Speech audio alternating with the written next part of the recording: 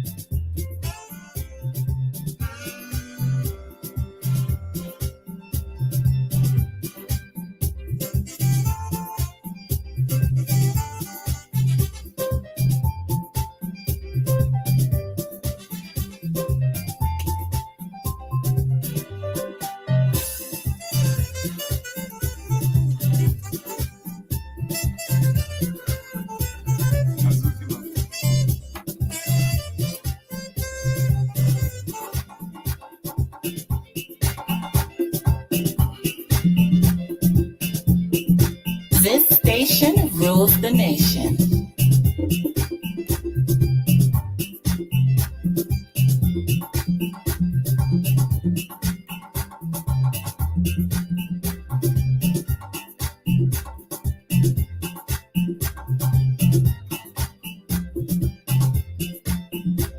This station rules the nation.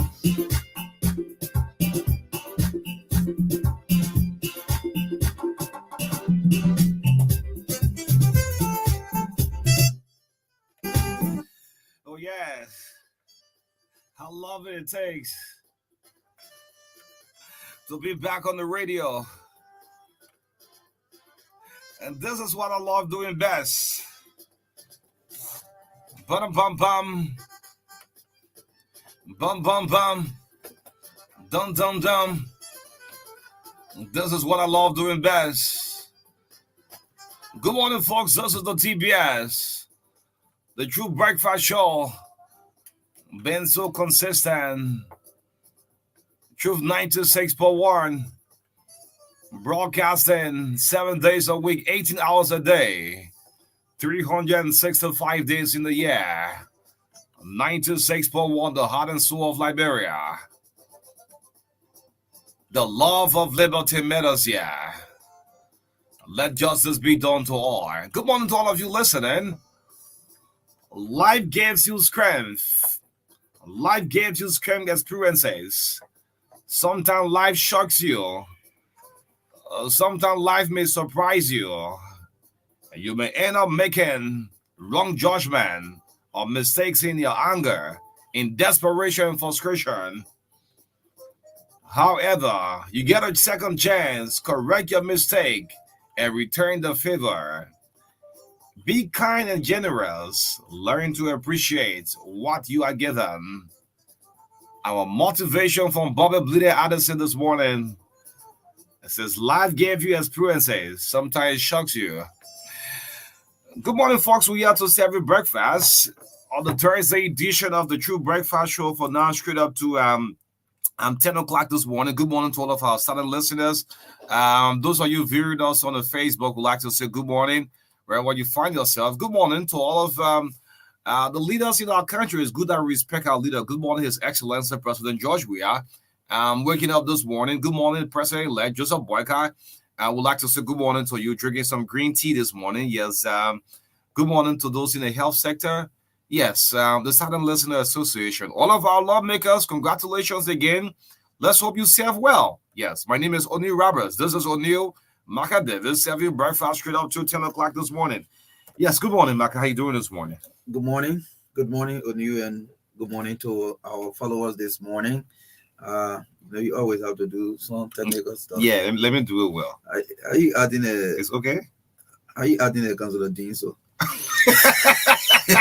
look, I'm wearing a costume on Thursday. I have to say I'm going for confirmation hearing. Because that's the latest person who will be going for confirmation. Yes, hearing. In a die meeting. Yeah. Yes, folks. Good morning. It's great for us to be here again.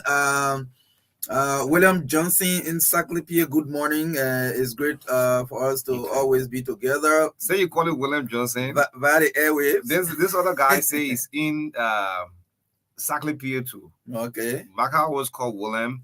They will leave him out. Zwana Yen. Zwana Yen always listening in Encyclopedia. Good morning to you, Zwana. Yeah, good morning. Good morning to you guys and to all of our followers in Nimba and other parts of the country. It's great for us to be here again. Today is our final presentation for the week. Yes. And yes, welcome to the TPS. Yes, and our newest listener in Vonjama always listening, Jacobson Colley. Yes, listening to Truth FM in Vonjama. Good morning to you, Jacobson. I still listen to you every morning. Yes, the guys at the Liberia Sierra Leone border, the Lofa community. Good morning, Sam Brown, the rest of the team, Lofa community, Liberia Sierra Leone border. You see, there's a bypass there. As soon as you leave the Lofa community, boom, you are into Sierra Leone. Okay. Yes, the owner owned there, but they are Liberians. Good morning. Yeah, so much to talk about this morning. And I woke up this morning and I just my mind just went on Frank Musaideen. Yes, I listened up to the news this morning with Marka. Musaideen nomination this morning, going before confirmation in the dying meeting, just before the inauguration. Yes. Yeah, it actually follows the letter of request written to the president by Yes, that because of health reasons, and we want to keep the outgoing associate justice in our prayers. I think it was because of medical reasons. Yeah, that he's retiring so early. Yeah. So folks, we are here this morning to serve you breakfast. Let's bring you what we got for you this morning. Yes, let's see what we have this morning. Yeah, let's see what we have this morning. We always have to serve the breakfast. Yeah. So again, we would, as usual, do the health tip with David Coty this morning. Exclusive feature on Western Cluster, Liberia, as residents in Bombing County, plenty of protests that they term as environmental pollution affecting the county. Western Cluster, Liberia is iron ore mining company that is extracting millions of dollars from Liberia. We'll talk about that. And at 10 after 8, listeners can call and speak about the environmental health hazard situation in Bombing County caused by Western Cluster. At 8:30 to 9 this morning, the importance of debate before election. Our guest is LMDR Executive Director John Colley, veteran Liberian journalist, will sit with us this morning on the TBS for 30 minutes. Following up will be Orange Liberia, our prime sponsor. Commercials here. We will place a call also to Romeo Toba as he talk about the One Logan Town Festival. Yes, I've been following that also on the social media. Yeah, he's a living Logan Town before. Yeah. So Romeo Toba will talk about that. And at 9:30 to 10 this morning, part 2 of our series discussion on the importance of maintenance of public properties. Yes, we will talk about that. And in the midst of our country first, I think all of us can form part of the discussion. That's why we always announce the telephone number so that you can make your own contribution to the show. Yes. Yes, this is the Breakfast Show 96.1, the heart and soul of Liberia. Yes, in the midst of all. Country first. Country first, yes. Yeah, so let's bring on Health Tip with Derry Ernest Coty. This is the best job Derry is enjoying in the retirement age. Yeah, the message, he loved the job. We don't need to tell him to call. Yes, Health Tip next with Derry Ernest Coty. Yes, right about now. 10 seconds from now, they will don't call, they will move on. David, is joking? There's a need credit. When someone should reach out, they will call to 3 days. Orange 3 days free call. What? Damn man. Terrible. During your time in the house, there was no scratch card. Okay, so I will call him.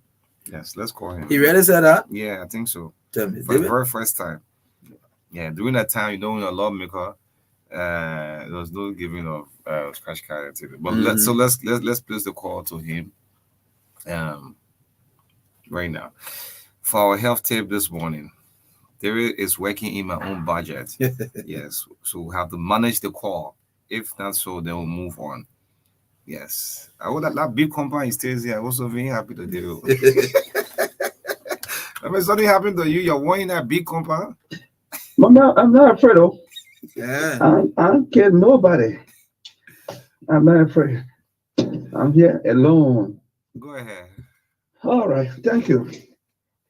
I'm sorry about what happened just now. Somebody came. So you're working in my own budget, my small budget.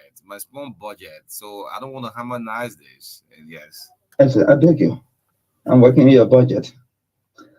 Okay. Today we want to talk about your liver. You know, yesterday I talked about something very important, and that is hepatitis B. And hepatitis B destroys the liver. And when that liver is destroyed, you are finished. Hallelujah. Amen. The liver is the largest internal organ in the body, and it weighs 3.1 pounds. It is very important because it performs over 500 different tasks or jobs, and it works 24 hours around the clock, non-stop. Some of the things that it does are it helps with digestion. It removes bacteria from the blood. But the most important job of the liver is to filter the blood coming from the digestive tract and the heart before that blood can move to the rest of the body. It's very important. So, like I said, if it stops for 1 minute or for a few minutes, you are dead. But certain things can happen to the liver. These are things that I really want to talk about you avoiding. You can have cancer in the liver, and that is caused by smoking. So those who smoke, please stop smoking. Smoking will cause cancer in your liver. Another thing that causes problem for the liver is hepatitis B, and that comes from sexual contact and some other areas. But the main thing to do is to contact your doctor, and the doctor will help you give you more information. Medication is also another problem that can cause a serious problem for your liver. For example, there are some of you who take too many pills, pain tablets. You always like to self-medicate.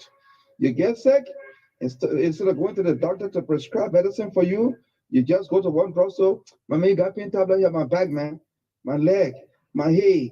You know the people in the drugstore want money. They will sell it to you. It sounds like modern countries where you must get medicine by prescription. They will not sell it to you, but it gotta be by prescription. But here in Liberia, anybody can do anything. So you also have another problem that can give you problem in your liver. That is alcohol. And what you will have will be alcoholic hepatitis. People who drink too much alcohol. You drink too much, you gotta slow down. Thank you.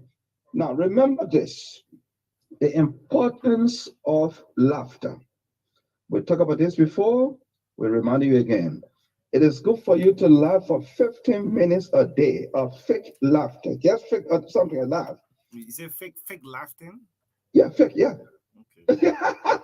No, throw something first. Throw someone a joke. Let's see if we can cheer us up. Okay, then listen to the news. Good morning. This is RCR Early Morning News, and I'm David Cote reporting. Tell me. The Liberian Senate has confirmed the nomination of Marka Davis as superintendent of Never County.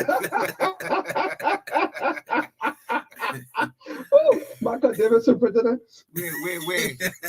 There's a position that is set for you in the Joseph Boyka government. Doing in that news that David Cote will be the first minister of maintenance. That's right. It has also been confirmed. The transitional team has suggested to Ambassador Barkai, after he takes over, that a new ministry should be established called the Ministry of Maintenance, because the people in this country don't really care about maintenance, destroying government vehicles, and I will be the new minister of that new ministry. Minister Manfuri. So laughter is important. Like in the case of me now, I got a Ludo club here. My girls come here every time we play Ludo. I beat them, I laugh at them. And no draw in Ludo, so I can find way to always beat. And you need to find a way. I have a checker boy here, but no man come here to play checker. No man, especially people like you, you'll never come here. And I'll tell you about my experience one time with Trocon from Fabric. Oh, Trocon came to visit me here one time, my brother. He must say agree on something, so he came to see me. Why that guy walking in my yard, my man? One of the girls said, "I go found." So I get to my security. Security, yeah, get that guy out of here. Take him to the Palawa Hut. Not even the one here, the other one way down there. But people like Christopher Salee, no problem. He can come here. The man has been here more than 10 times. That guy is no threat. I say he's ugly, but I say he's no threat. That guy can come anytime in the day that his business. But people like you and Marka, you can only come in the night. Anyway, thank you. So how was the news? Yeah, the news in brief. The news in brief was not that bad. Yes. All right. Thank you. Yes, very good day. Derek Okoti with the health tips right here on Truth FM 96.1. He said yes. Laughter is not that bad. The new minister of maintenance. What in your dream? Anyway, welcome back to the True Breakfast Show 96.1. And before going more to our talking points, we just want to encourage the National Elections Commission. You did extremely well yesterday. Yes, had a very beautiful program. Joseph Boyka was certificated on yesterday. And we want to appeal to the Elections Commission to please update the public, these cases that are before the Board of Commission for hearing. Yeah. Tell us what is happening. So, Buffer Chambers case, Speaker Buffer Chamber case, have now reached out to the Supreme Court. Yes, the Board of Commissioner have tracked the case, but the Supreme Court is the final decision body making. Exactly. Yes, I remember the Supreme Court of Liberia just before the general election in District Number 11. Thomas Twain, nicknamed the Countryman. Yeah, the Countryman. Yeah, that guy Warren Richard Kumar, that is it. Yeah, in District 12. So, the Supreme Court was it District 11? District 11. Yeah, Yes, District 11. Now, Richmond and District. District 11 came down with a verdict that Thomas should not contest in the election. That was a decision of the Supreme Court based on his long staying away from the country, all the domicile thing. Okay. So that was the Supreme Court decision. Now, Buffer Chamber now case is down before the Supreme Court, and I do respect the Supreme Court. Yeah. Good morning, Sienna Young. Good morning to you. Good morning, Yusuf Kabak. Though Joseph Damboy's sake, yes. What other branches there? James Etta Good morning to you. Yami Bese. Good morning to you. Yeah. We trust the Supreme Court, the higher decision body making. So, Speaker Chima want to wish you well. Once the Supreme Court rule in this favor, it's going to be respected. Yeah, that will be the decision of the Supreme Court. It's the final arbiter of justice in the country. So that's why when there are rulings from the lower court or whatever institution or quasi-judicial authority, and when you are dissatisfied, especially like in the case of the National Elections Commission, you go to the Supreme Court because from the hearing office to the Board of Commissioners, from the board strictly to the Supreme Court. So we are hoping that the Supreme Court will look into the merits of the matter and come up with their final decision. So we wish them all the best. Yes, so let's move on right now to so just before we move on, let me recognize Danielle Tasleon, female human rights advocate who is always following the TDS. Good morning to you this morning, and it's great for you to join us always. Thank you. She's following from where? Yeah, she's following from Monrovia. Okay. Yeah. She's following from Canada. No, I just don't know. she's following from Monrovia. And she was one of the or the only female human rights expert who was part of the Addis Ababa Declaration on Population Development. She's always been that person, and we love to appreciate her for a little work she's doing in the country. She led law business now, so okay. Yeah, women going to legal business. So there's a planned protest at Western Cluster, Liberia, the WCL. You remember a couple of weeks ago, we've been on the Western Cluster business. So there is this planned protest because of environmental pollution. Before then, Western Cluster, Liberia, all working activity was asked to be stopped immediately. Then Senator Simeon Taylor wrote on behalf, the Public Works Ministry asked Western Cluster that all operations should stop. Simeon Taylor, being a senator, he's the Senate Standing Committee Chairman on Lands, Mines, Energy, Natural Resources. I mean, that's one committee here. Chairperson, see that Simeon Taylor position here, Senator Simeon Taylor. Chairperson, Senate Standing Committee on Lands, Mines, Energy, Natural Resources, and Environment. Amen. But we're strong. Simon wrote Western Cluster. That Christopher said he former friend. A former friend. When he was actually looking for the job in the Senate, he was Chris's friend. Yes. But after he got a job, I think Chris former friend now. They don't try to build the executive mansion. After the mansion was completed, they said the don't try shouldn't pass before the mansion. So Simon Taylor wrote, instead of the Minister of Public Works writing and restore the workings of Western Cluster. This is what we call interference. Simon is in one branch of government and wrote on behalf of the executive. This communication was sent on November 28th. So when we raised the alarm, a week later, the Ministry of Public Works, up to now, we have not seen the communication. Western Cluster has now said that Public Works say, yeah, they have the right, and that communication was in the first week of December. So, but here is it. Residents in Bombing County, Senator Snow name pop up in the news most time for the wrong reasons. So these are the things like we need to be saying that, but here is Simeon Taylor, instead of just talking about every snow. Residents are now saying that Western Cluster is causing a serious pollution. What do they extract from Liberia? Iron ore. So there is a planned protest in the roadblocks. I'm calling the Legislative Caucus of Bombing County. Residents are planning a planned protest in a roadblock in Bombing because of why? Environmental pollutions. Iron ore. I got videos. I have pictures at midnight. Rich country poor people, right from Bombing County, pass through the free port of Monrovia. Millions of dollars. Just look at the Bushra Island Road, for example, where the trucks and things passes through. So this morning, Marka, we're going to do exclusive. If you're placing in a call, we're speaking directly to Western Cluster, Liberia. The Ministry of Public Works, your halted the operation will raise the alarm. Why Simeon Taylor have the right to restore the people right to carry on this operation? More than 30 to tons of trucks, load of trucks, fly every night through the Bushra Island and go to the Freeport. Millions of dollars. Western Cluster, Liberia. There's a planned protest and a roadblock A day or so, we saw a terrible situation in District 6 in Totota, side incident, where that tankers now, I mean, if you go on the social media, you see, I want to appeal, those are you posting their bodies and saying, I mean, it's so terrible, these images, you see them, man. Yeah. Yes. So, residency bombing and say, no, this is going to be a serious health hazard for us.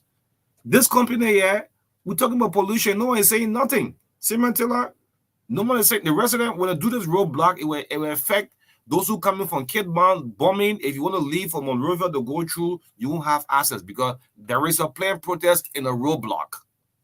Yeah. Yes, because when the people cannot have redress from the leaders, they resort to these kind of protests and all of that. But we just hope that they will do it peacefully.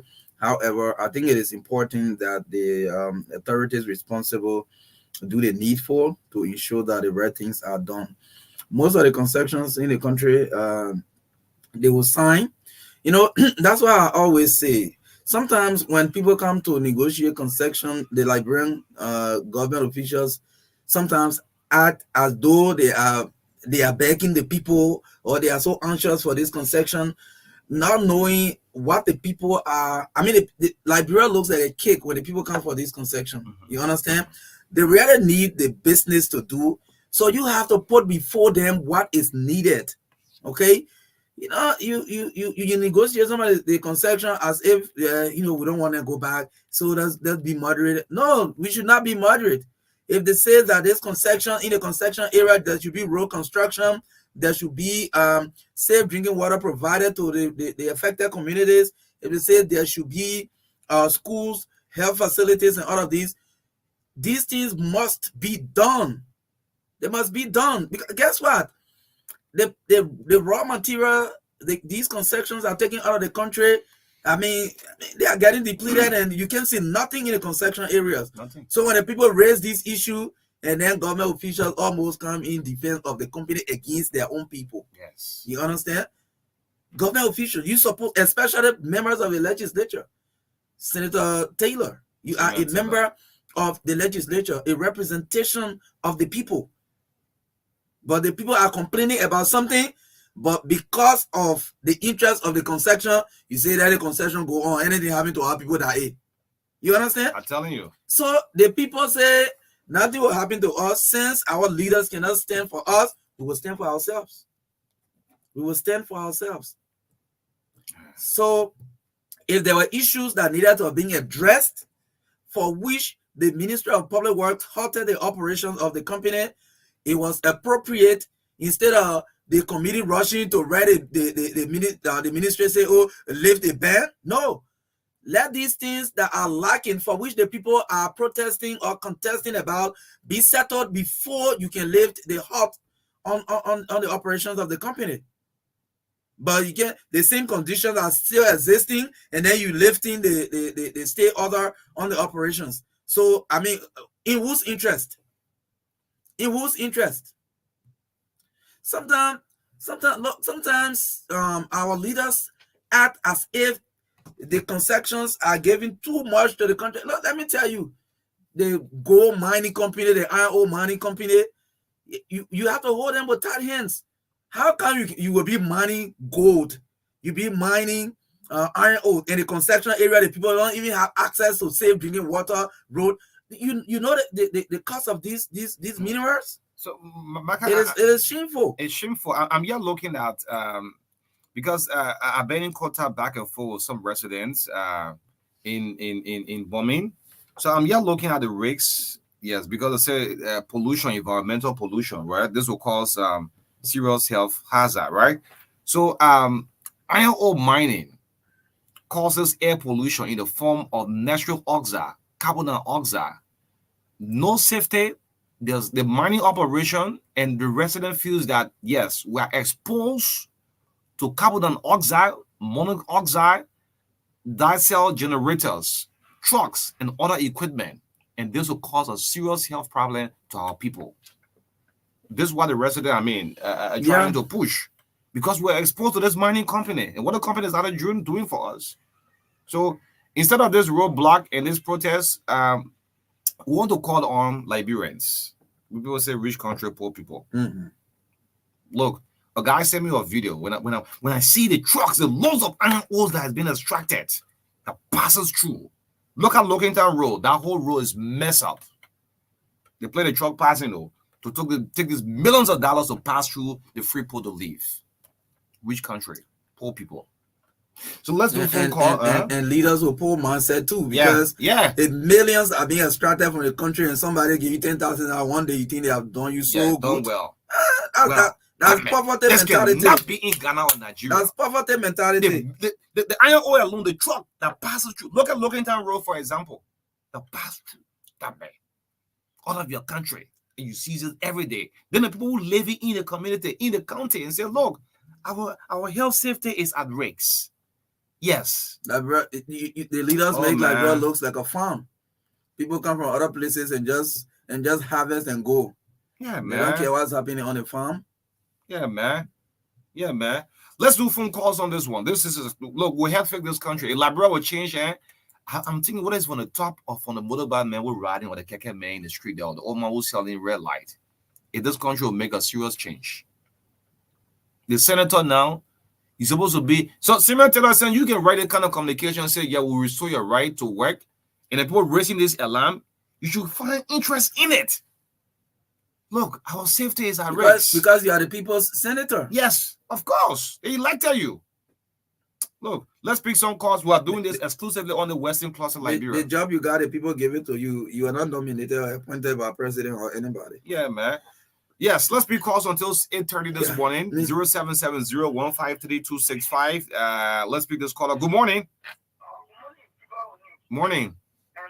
Yeah, I need people to call from Birmingham. Those of you who've been calling, I'm bringing you live on the platform now. Yes, you've been calling back and forth on this thing, yeah.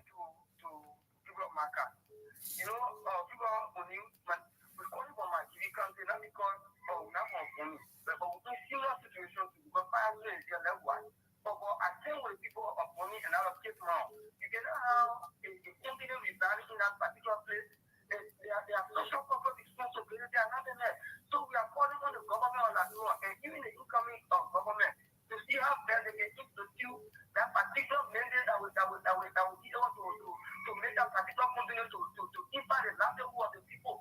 So we are seeing them with the company that will go against their social corporate. Okay. Thank you. Let's do a minute per call. 2 for my end, 2 for Marka end. Good morning. Good morning. Morning. Let me say good morning to your colleague Marka. Marka, good morning. Good morning. Good morning. Yeah, my name is Charles Success Massacre, a member of the rescue team. I joined you from electoral station number 5 this morning.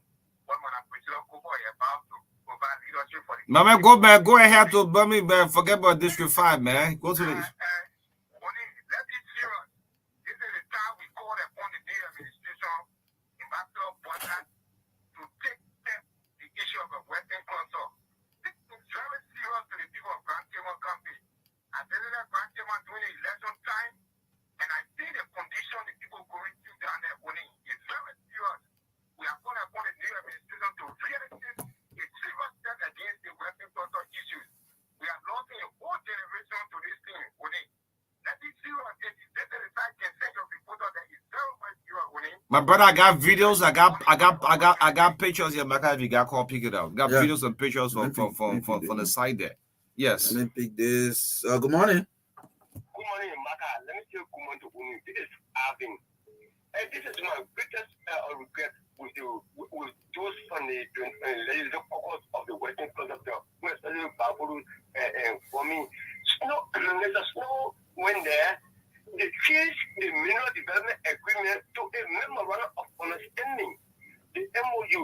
The Mineral Agreement allowed Western Cluster to pave the road from Birmingham straight to Douala. They changed it because they wanted support for honoring. They changed the memorandum of understanding that allowed them to get past the road.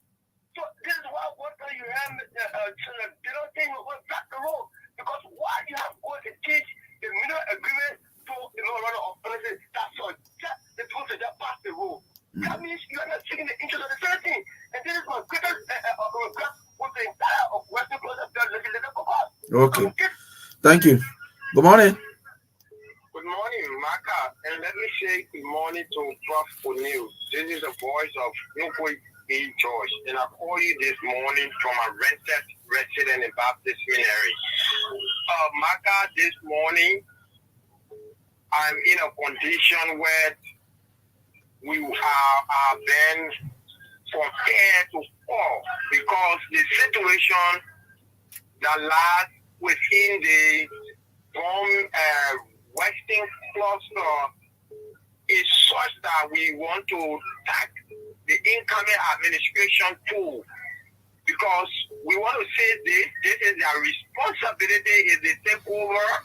We will not allow any other companies that will come into the country and operate at the detriment of the people.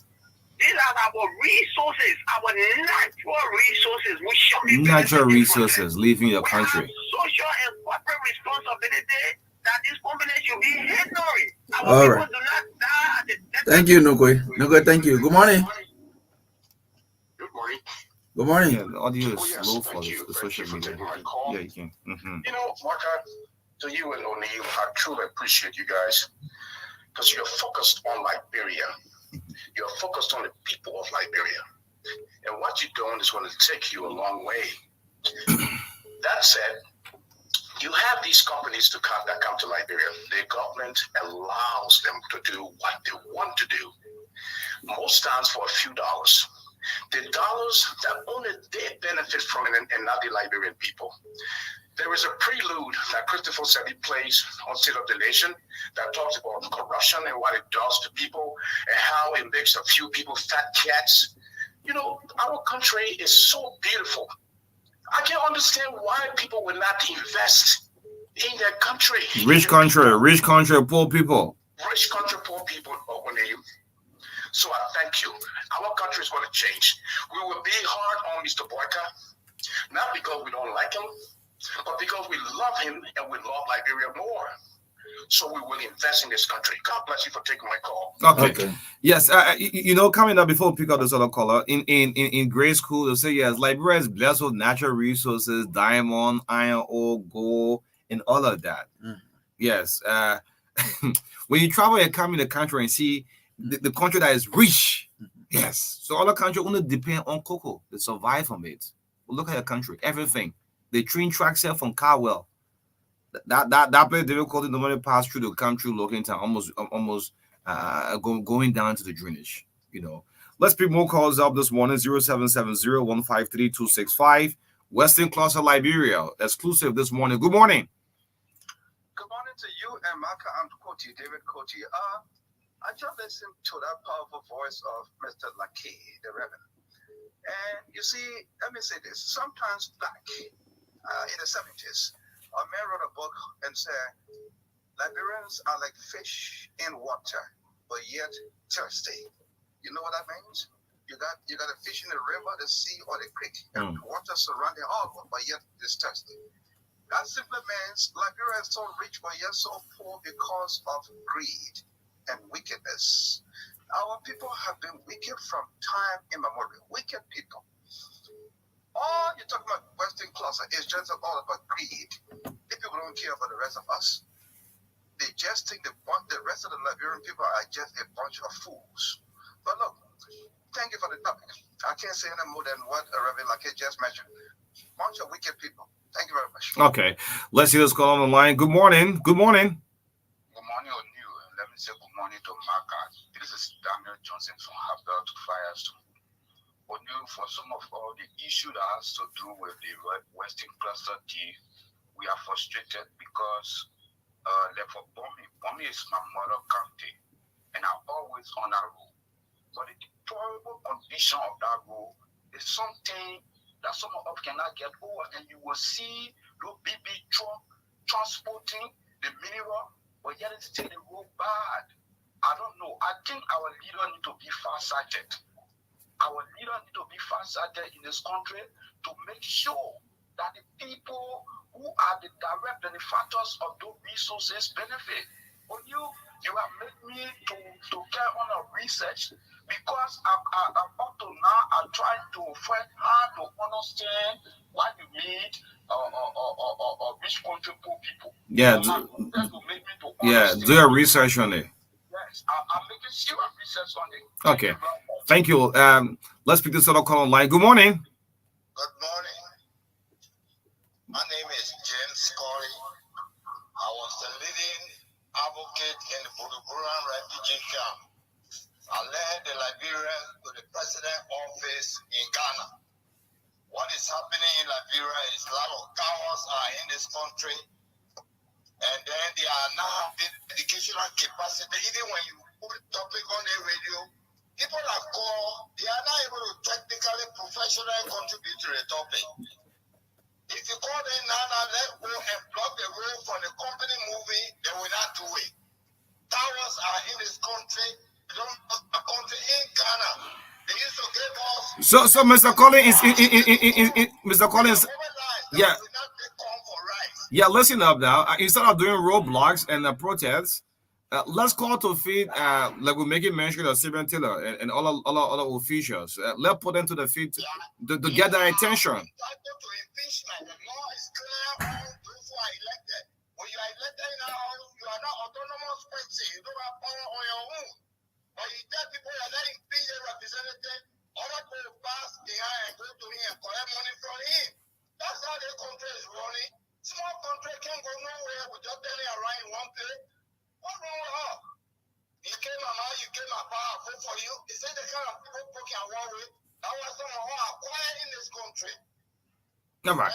Thank you. So I'm just looking at, I was watching the television last night, and our population, according to latest now, 5.2 million.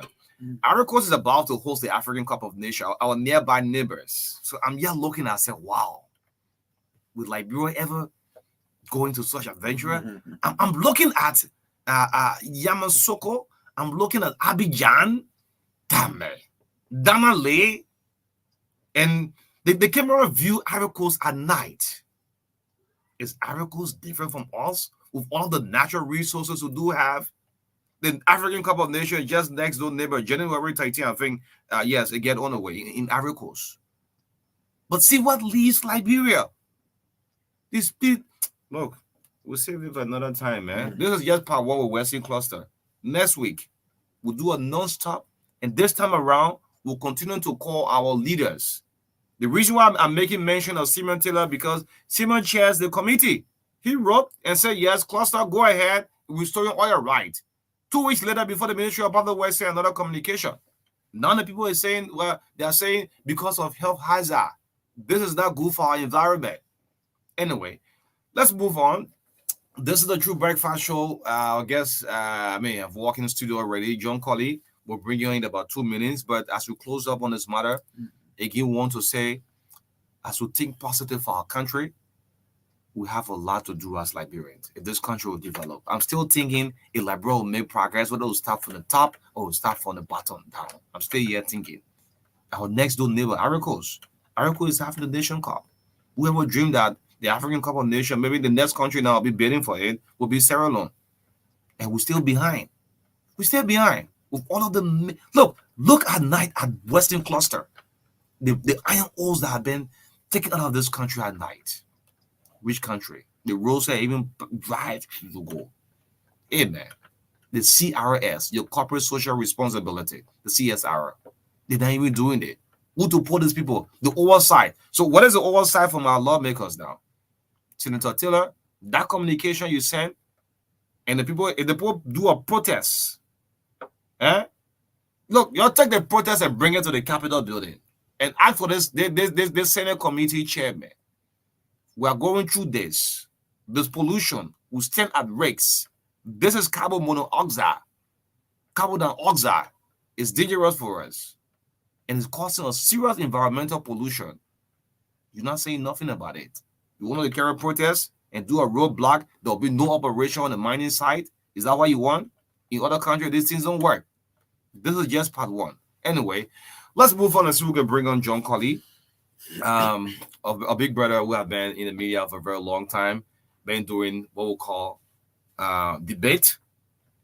You know, after a post-war conflict, we had a very good election in 2005, introduced something what we call a general debate. And this time around, our key focus here is the importance of having a debate. Yes. the importance of having a debate. The LMDI, yes. Whenever you place in a call, you always come in studio. John, good morning to you. Welcome to the True Breakfast Show. Oh, thank you. Thank you very much. We're happy to join you this morning. Compliments of the season. Same. Thank you, man. I came for my Christmas. So if the Christmas is done, we're looking at the New Year. Yeah, on you. Okay, okay, on the whole country. Great. How is the LMDI? Yes. How is the LMDI? Well, coping as ever. Nothing is perfect in our world, especially outside of the world, the third world. But we should keep working, and this is all that can help us, the poor people. And I keep telling people in Liberia, work is the best thing to do. The best thing to do. Okay, great. So nowadays, when someone turns the radio on, there's an ID tune, so the Ducal debate. The Ducal debate. Let's give a backdrop a little bit before we go to the important. Yes, I love that ID tune. Ducal debate. Ducal debate. Let's look at the crafting of it. So our intention, debates are defined to be sort of arguments and, if you will, exchange of ideas among people to try and develop the core of improving life. This is the actual definition of debate. And so we thought a few years ago that Liberia, coming out of many struggles, if you will, and I heard President-elect Joe Barker say yesterday, we are here today as a result of a long time struggle, including coup d'etats and all like that. We are happy he got elected because we've made a lot of noise about his, if you will, experience in governance, and also we expect better than we have had. And I was a little moved by the statement that, look, we come here out of many struggles, including coups and misrule and all kinds of stuff. So it looks like, looking back, we will have a better day in Liberia. But to have a better day, people need to discuss the issues in the country amongst themselves in ways that can help. If you can discuss, you can learn. It's only through talks to and at each other that people can learn to do better. You can't keep things in and expect people will know them. So we introduced debate as a sort of space for people to talk about the good and bad in the country. Unfortunately, the very people who claim experience, who claim intellectuality, are the ones who are staying from debates in the country. And we are determined to make debate a part of the Liberian democratic culture. Whether they come or not, we will keep trying to impose it on the very people who say debate should be the way out, but they run away from debates. Yeah, some say debate don't win election in Liberia. Debate don't win election. But let's look at the importance of debate, going back again, because you've been doing this. Yes, let's look at the importance of debate. There are others on the block say, well, debate don't win election. People get elected all going for debate. Yes, that's what people who don't want to do good, who want to be, who don't want to be held accountable to the people they want to lead would say. They will say we can win without debate. But how do people understand? Because your very conversations with your constituencies, if you mean well, are debates. But unfortunately, the very intellectuals are the ones who are running away from debate. But listen to the real, if you will, the definition of why a debate. Debate, whether abstract or structured, such as in school competitions or political discourse, serves as a valuable tool for personal growth and effective communication. Engaging in debates fosters open-mindedness, the ability to consider multiple perspectives, and hone skills in public speaking and rhetoric. This is what debate is. And underline what debate does is it opens a line, the huge line of communication.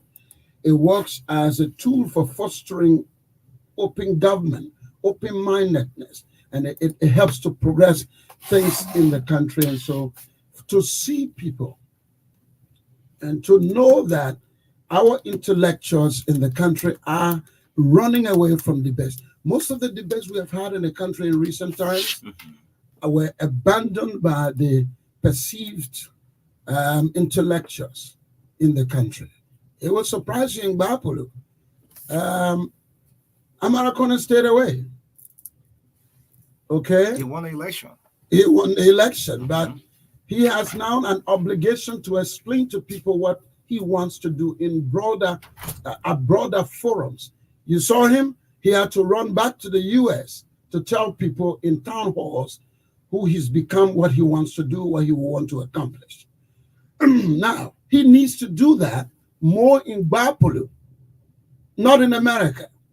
It is the people of Bapulu who want to hear from Amara Conan through debates and discourses as to what he wants to achieve in Bapulu, not Maryland and Minnesota in the United States. It is these people here who want to see, after you win, you go back to them. Unfortunately, he stayed away from debating Bapulu that we had. And you know, our debates are balanced. There will be no excuse about partisanship in the debates we hold, because it's about you and those you're running against that are talking, not us. In Bond County, we had Johnny in debate. Jordan Quay. The man refused to come for debate. I saw him yesterday, And he won the election. There you go. Because they have no actual plans for people, so they don't have anything to tell people. They float out cash here and there, win elections. In the national elections, for example, the leading candidates in the country, incumbent, if you were George Weah, President George Weah, stayed away from debate. George didn't go for debate. He won the election. Joseph Boycott, similar thing. He didn't go for debate. He also won the elections. And George didn't go for the debate at first. He went for the 20.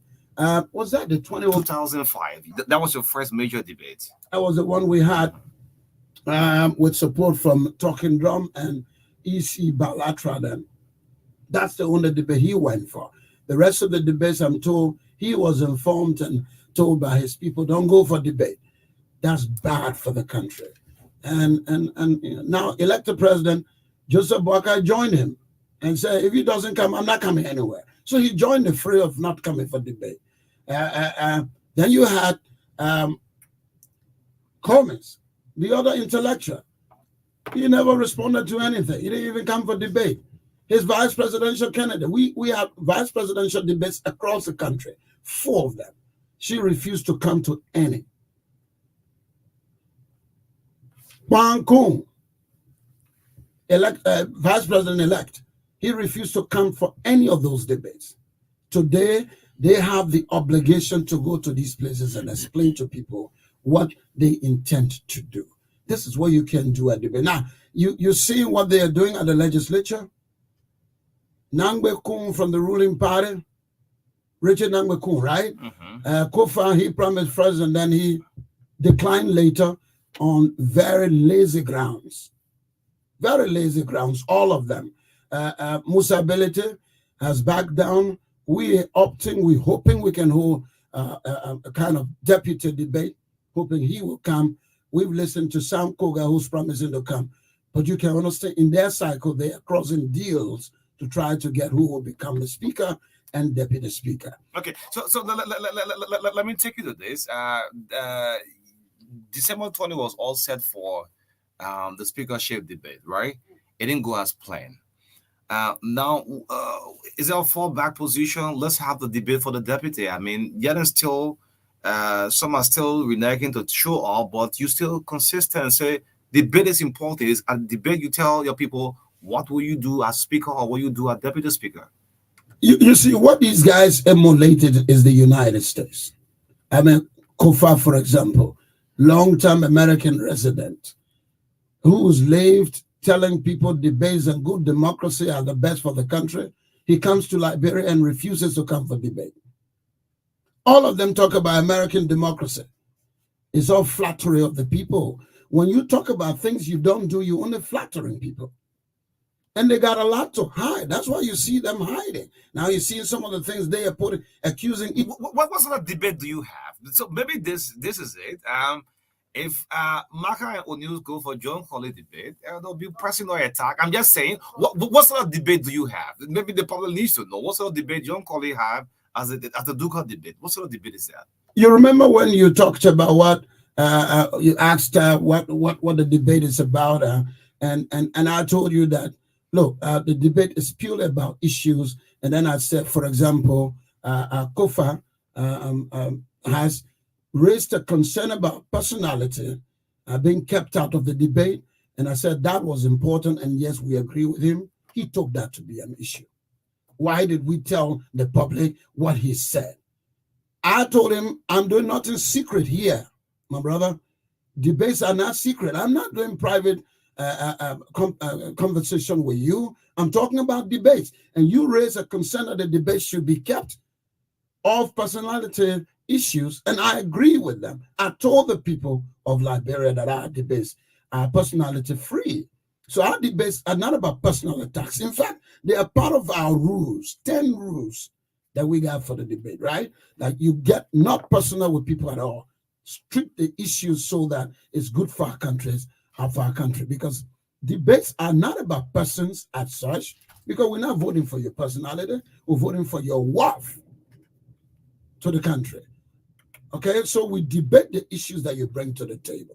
And so staying away from these debates, I'm having some feedback through you. Earphone here very heavily. Debates as such should be actually issues based, and that's what we supported Kofa.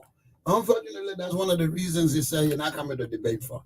The other issue he raised was that we changed the venue of debate, and we should have told him weeks back, hey, your current bossman, your speaker, opposed to debate like you, he drove us from the Capitol.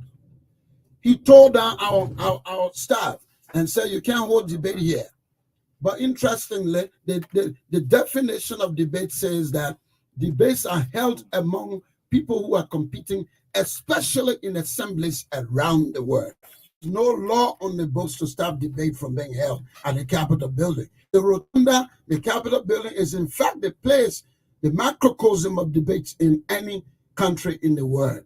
And shamefully, Speaker Buford Chambers denied us. The issues he's raising now would have been raised at the debate by him right in front of you. He's gossiping more. He should be facing Kofa. Okay. But Chambers would have been there to raise those. So I'm here thinking, Mr. Colley, I'm here thinking that what is happening right now, if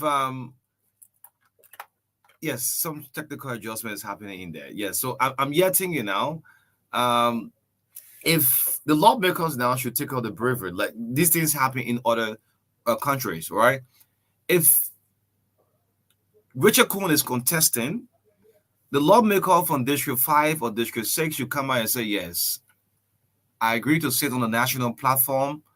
I'm here supporting the agenda of Richard Kuhn. I'm here supporting the agenda of Fonanti Kofa. All right, these things should happen. But this is not happening, Mr. Colley. Let me just repeat it. I'm saying you just get a head gear. The lawmakers are not doing us justice in the public, all right? If you are supporting Richard Kuhn or you are supporting Fonanti Kofa, come on publicly. I'm the lawmaker of District 7, Monserrado County. Yes, I'm here supporting this person as mine favorite for the House Speaker. So this is not happening. Yes, you getting me now? Can you hear me? I'm hearing you loud and clear. Yeah. Yes, you live on air. Okay, so I'm just saying, so this is not happening. Like in other countries, if Fonanti is contesting for the speakership, right? So does Richard Kuhn. The lawmakers now should come and sit on national platform, giving reason why I should support Fonanti or I should support Richard Kuhn. This is not happening. Are they playing double games? Go to Kofa, go to Richard Kuhn. What is happening? And they all stay away from open debates because they all got things under their sleeve. These guys only fight to get elected through, if you will, now bad means, crookish means, because here they are trucking all over the place. So they don't have to explain to people because they bring people, give them money. I hear some people truck 7,000, 10,000 into communities. This needs to stop. Unless they do, they will not come to debate because They don't feel obligated because the people they put into communities, they pay them $20 and $30 and get voted. And so they don't feel obligated to electorate in the country. And so don't see debate as a major conduit for discussions with the people. And I was here, all the things they are claiming against each other now. As Speaker Buffer Chambers is talking about, the other man did not support. No, but I think this should be about the issues now. Let's look at the issues. Let's go for the issues now. So, if we get stopped from holding debates at the Capitol building, is that not the issue? That is an issue. If Kofa tells us he's coming for a debate and last minute give fancy excuses and say he's not coming, if Nangbe outrightly say I'm coming for no debate, who are they to be telling us they don't come for debate? So Mr. Collins, employees, these are people we pay money through our salaries in this country, our meager resources to pay, and they are telling us we can't even come to face each other. So for me, yeah, I'm here thinking, why is there this lawmaker, for example, we have this crazy 8 lawmaker, Prince too, right? Yeah, Central Moreover. Prince should come and sit on the national platform and give us reason why he's supporting Richard Cole, right? Yeah. If we're not to have someone who is supporting him, they should also take on the courage and sit on and give reason why that coalition should vote. But this is not happening. Double games is it happening? Say what else I'm saying. Reason is that they are trucking you and me, and we are agreeing to be trucked. So they don't feel that if you truck people into Buffalo, as is being alleged, in huge numbers like that to vote for you, how will you feel that you're obligated to speaking with people? Because you already know who will be your voters. So you're not going to go waste your time in a town hall at Bopolu. You're not going to go waste your time in a town hall at Banga because you know you brought a lot of people who don't even care about the Bone County issues. That's why they're not coming to debates. That's why they're not coming to radio shows. That's why they don't feel obligated to explain to the populace of the country.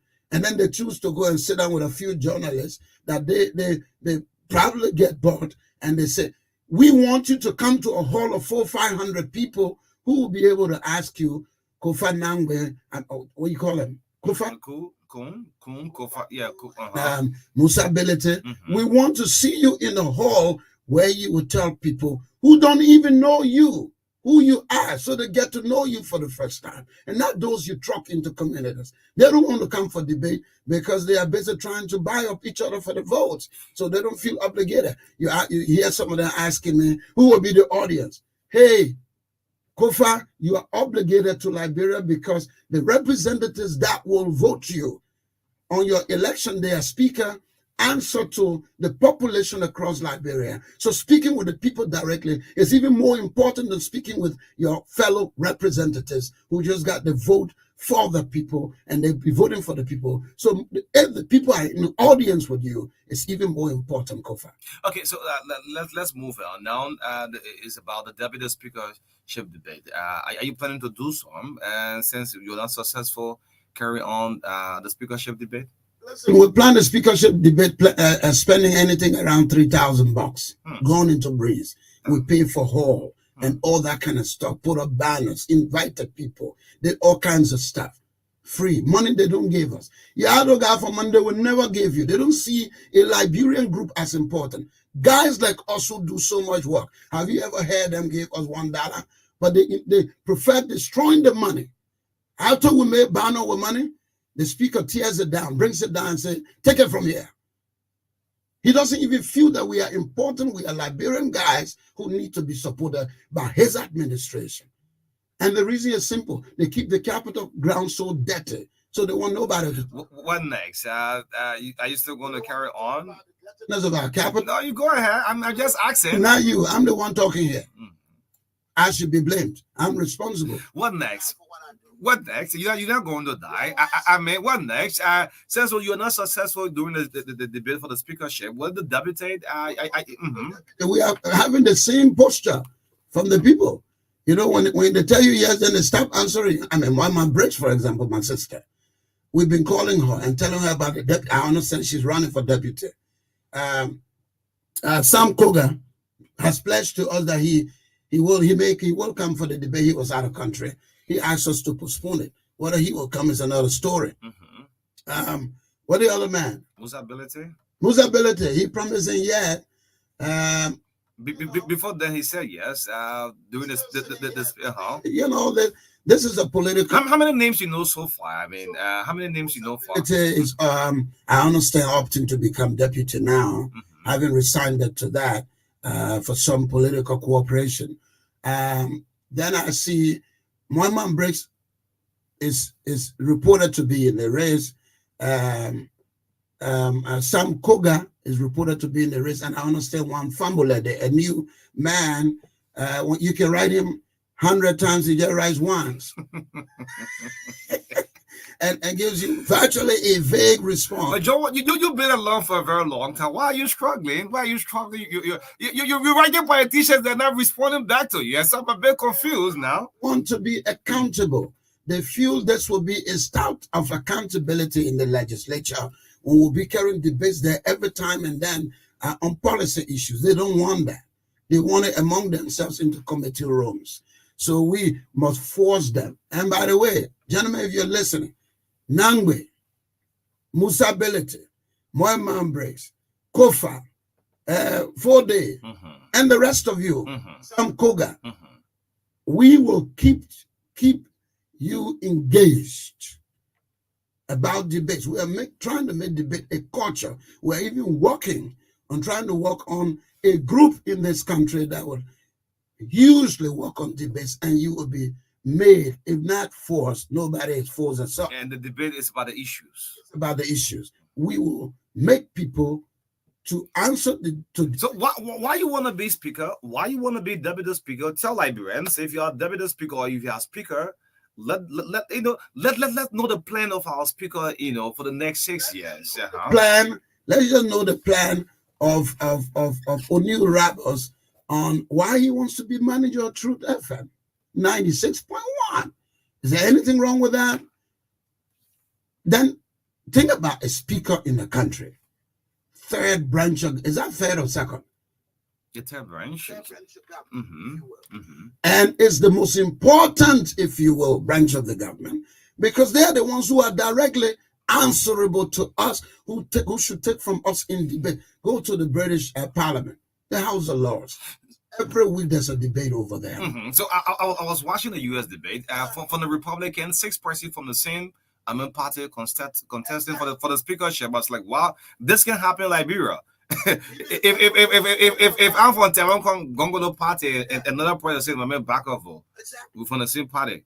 Anyway, from two parties as they are right now. Look at the current speaker and the deputy fighter. Even if they're from there, the point is all those issues you making noise about, you can bring them to the debates, and you can talk it out there and become friends, even after the election. You make them shake. You make them shake hands after the debate. In fact, people have got to like each other after the debates because some of them don't see eye to eye. And when they meet, we say, "Look, my friend, this is just an opportunity. Don't make it look like a war. The debates are meant to make them listen." We had a debate for Fiji, the female journalist. Okay. Denise Nipson and Dease, right? Yes. Those two women fighting for power in Fiji through the debates have become more friendly.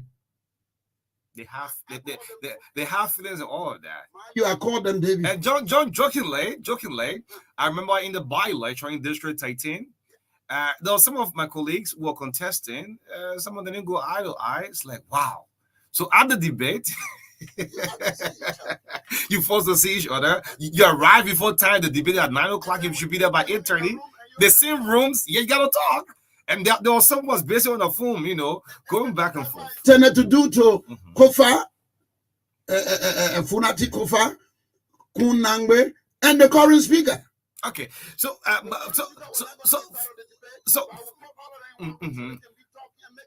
So for me, it's personal. It's about the issue, like you always do in your debate. Yes, it's about the issue. Yes, so. Like it or not, if they start fighting as they are fighting now, it affects our leadership in the country. Okay, so what happened if this don't work for the debate for the deputy speakership? What happened next? I'm counting on Koga and Bility. They appear willing to come for the debate. Even one person cannot debate. Okay, even one person. One person can be throwing talk at the other people who are not there. Okay. We did it in Bommy Hills when Alex Tyler alone came over there. Mind you, he had a day for himself. One man debate, all the pressure, all you want to do. Looks like it paid off for him because everybody refused to come to us.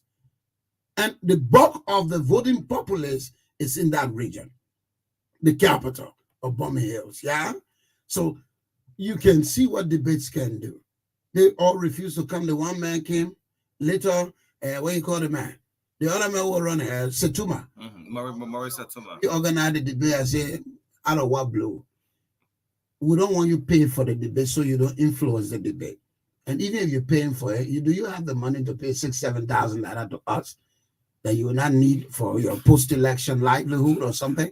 So we said, no, we don't go that route. We call you to come free for the debate. We will give you water. We will give you everything. You refuse to come. Then you say, oh, postpone it to what day? We're not working at your ambition. Okay. So for me, I don't know whether you back this. I need lawmakers to come up publicly. Well, say I'm supporting Richard Kuhn for speakership. I'm supporting Fonati Kofa. Yes, yes, I need to see it. I mean, they will not do it. Right now, they're playing game. They're eating from all sides. That's not possible.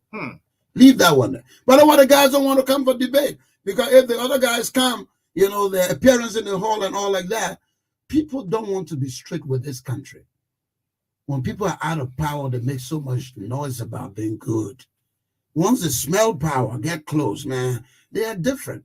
What sense does it make for these guys who are running for simple thing as a Speaker of the House to come and say, this is what I want to do? For example, the House is so dirty, the Capitol grounds untidy.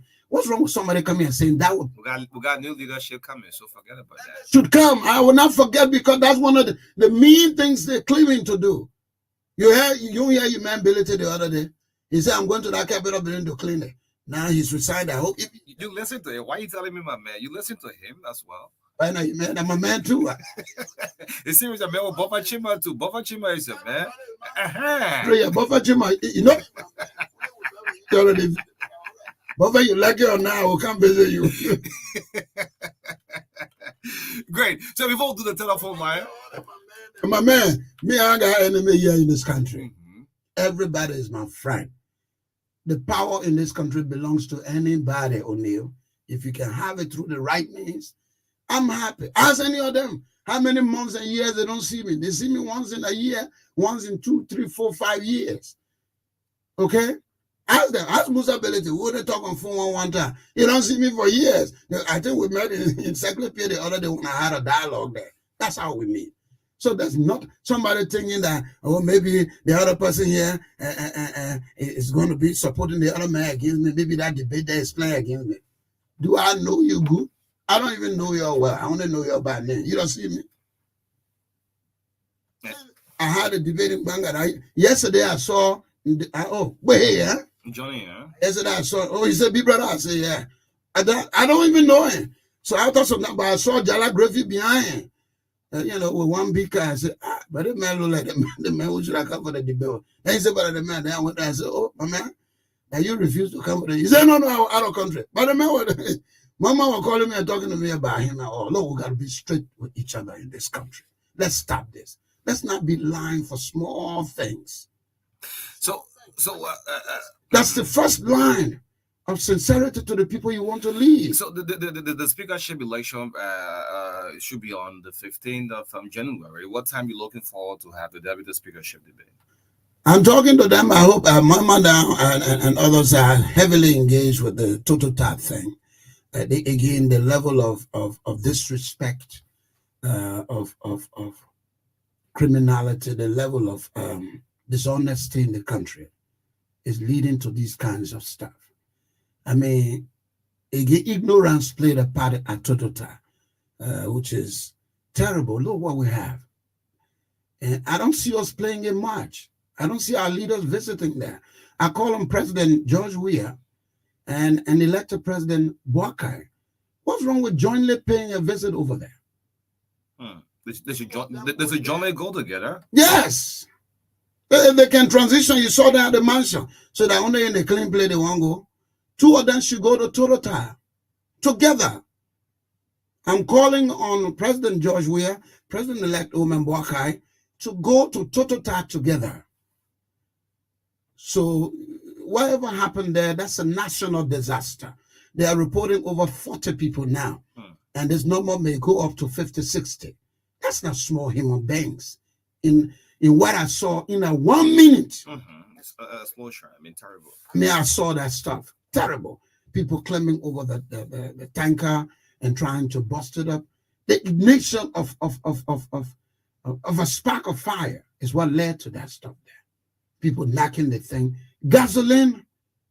So the tanker was down for 2 hours. Yes. Yeah. And nothing was happening. The people are looking for a way to suck their gas out. And our people, I don't know, the people who are rushing there for gas are not necessarily the kind of poor people. These are mainly motorbike riders who make money every day. We need to stop this thing.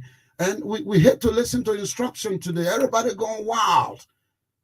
No enforcement of rule of law. We need to work against it. I want to urge the two big leaders of the country now, President George Weah and President-elect Joe Boakai, to make it together to Totota and just say hello to the people, let the people get some hope, because there's huge mourning going on over there. My man, in a small community like Totota I worked before, for 50 human beings to be gone in a day, that's a lot of sorrow. And the visit of the two leaders there will just be an excellent thing. You'll make this the news, I beg you. The both of them. Well, is it that you're going to make this thing news? Call on George Weah and Omen Boakai to go to the time. Meet those people to a joint visit. Yeah, a joint visit will make the deal. That's not small thing that happened over there, man. It's terrible. And their visit will just cement the transition and make it even better. It will make news in the world. The amount of people will pay attention to it. That our transition is working so well so that the two can even go to a disaster location. George, if you're listening to me, do this. Joe Boakai, if you're listening to me, do this. It's good for you. It's good for the country. And even though people are fighting for the job at the house, they're looking for a photo all day for them to even think about it. They better go over there. Kofa, you and Nangbe, you better go over there, join by the other man who accusing the other man, Speaker Chimba. Y'all go there. No, you're too forceful, man. Let's leave it there. Yeah, your friends, man. Yeah, I mean, you're encouraging the people to go. Yeah. I mean, yeah. Anyway, hold on. Let's see if we can pick some calls up. Not your business. Great. It's 9 a.m. This is the True Breakfast Show. John Collins live of us this morning. My name is O'Neill. Let's pick a few calls up. Let's speak to the issues. Yes, the importance of debate is very good for our country, our democracy. 0770-153-265. We'll pick calls up on the Breakfast Show this morning. Good morning.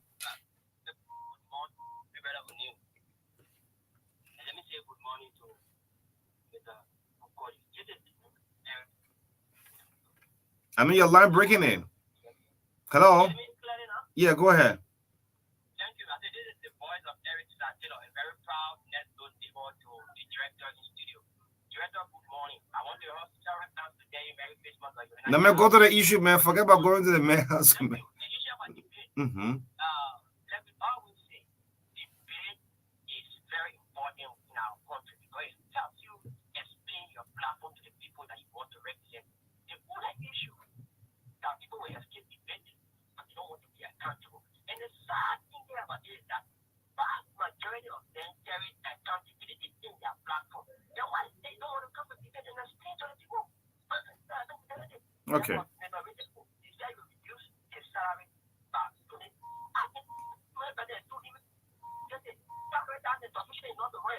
Okay. All right, Eric Satilo, thank you. Let's pick up former district number 2 representative candidate Musa Sharif. You laugh at your own title? Musa, you sat with John Collins debate? No, but John Collins didn't call me. Okay. Anyway, I want to say good morning to Mr. Collins. Good morning to the people of Liberia. We are in a very good state right now because of what happened in Liberia. Liberia is very good at making history. Again, we made another history where we accept the conditions of the election. We trusted our election body. And that's good news. And we hope that can be replicated all of the times. It shouldn't be like when it is in your favor today, it's okay. When it goes the other way, then you have problem with it. That does not support institutionalization. And then we say thank you to the Liberians. We look forward to the 22nd of January, to the Big Brother in studio. Your efforts in making Liberia a true democratic nation is worthy. Honestly, it's a very good venture. Democracy is about speaking to the people. I mean, it's not something, they don't know what is in you. You have to talk to the people. If he sees us talk to the people, then indeed you are not supporting democratic process. Debates are very important things to do, especially at the level of the capital building. Why should you hide from the people? I mean, I don't understand it.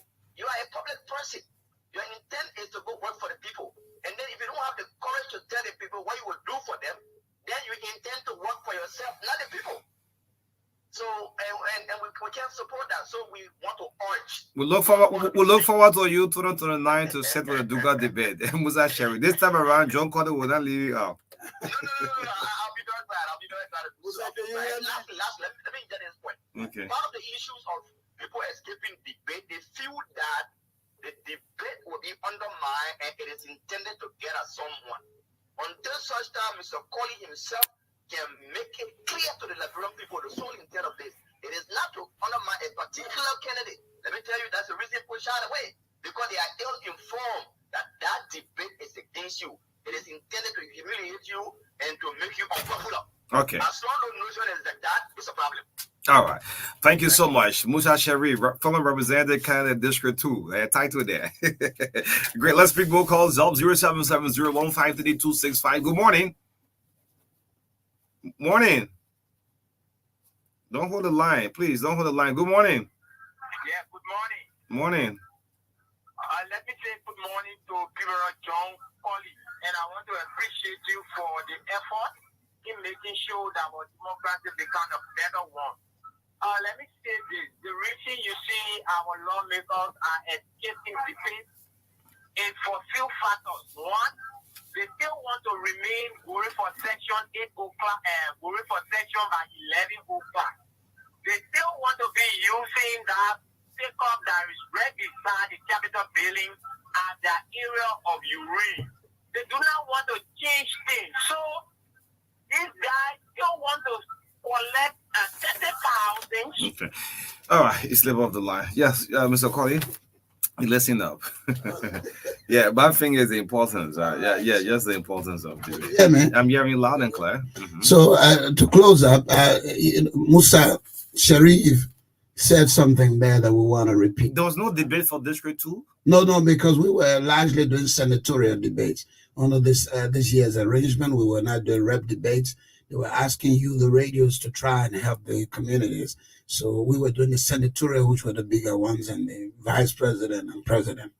And so we will keep doing debates even now at community levels, little clubs, little community leadership. For example, if there will be leadership scuffle here for the manager of this radio would like to do a debate, so you can tell your workers what to do, what you're going to do. So, Musa Sharif, thank you. You're right. People need to know, and we made that clear, and that's one of the reasons somebody like Kofa said he will stay away, because we told the people that this would not be a debate of personality. He said that was a private conversation. No, this wasn't private, sir. This was an open conversation, and I like what you said, and so we put it to the public that debates will be kept institutional and policy issues based. So I'd like to thank the public. Please impose, please impress, please make our leaders to be accountable and must attend debates, not just for leadership, but on policy issues in the country. So thank you very much for the audience. People of Liberia, debate is the way to go. Let debate become a part of our democratic culture. We're trying to do that. Thank you very much. Great. The voice of John Colley right here with us on the True Breakfast Show, 96.1, the heart and soul of Liberia, where national unity begins. This is the True Breakfast Show. It's 9 minutes down, 9 o'clock. My name is O'Neill. And let's see if we can bring his post right here on the TBS this morning, right here. Let's make it news in the world of sports. Thursday morning.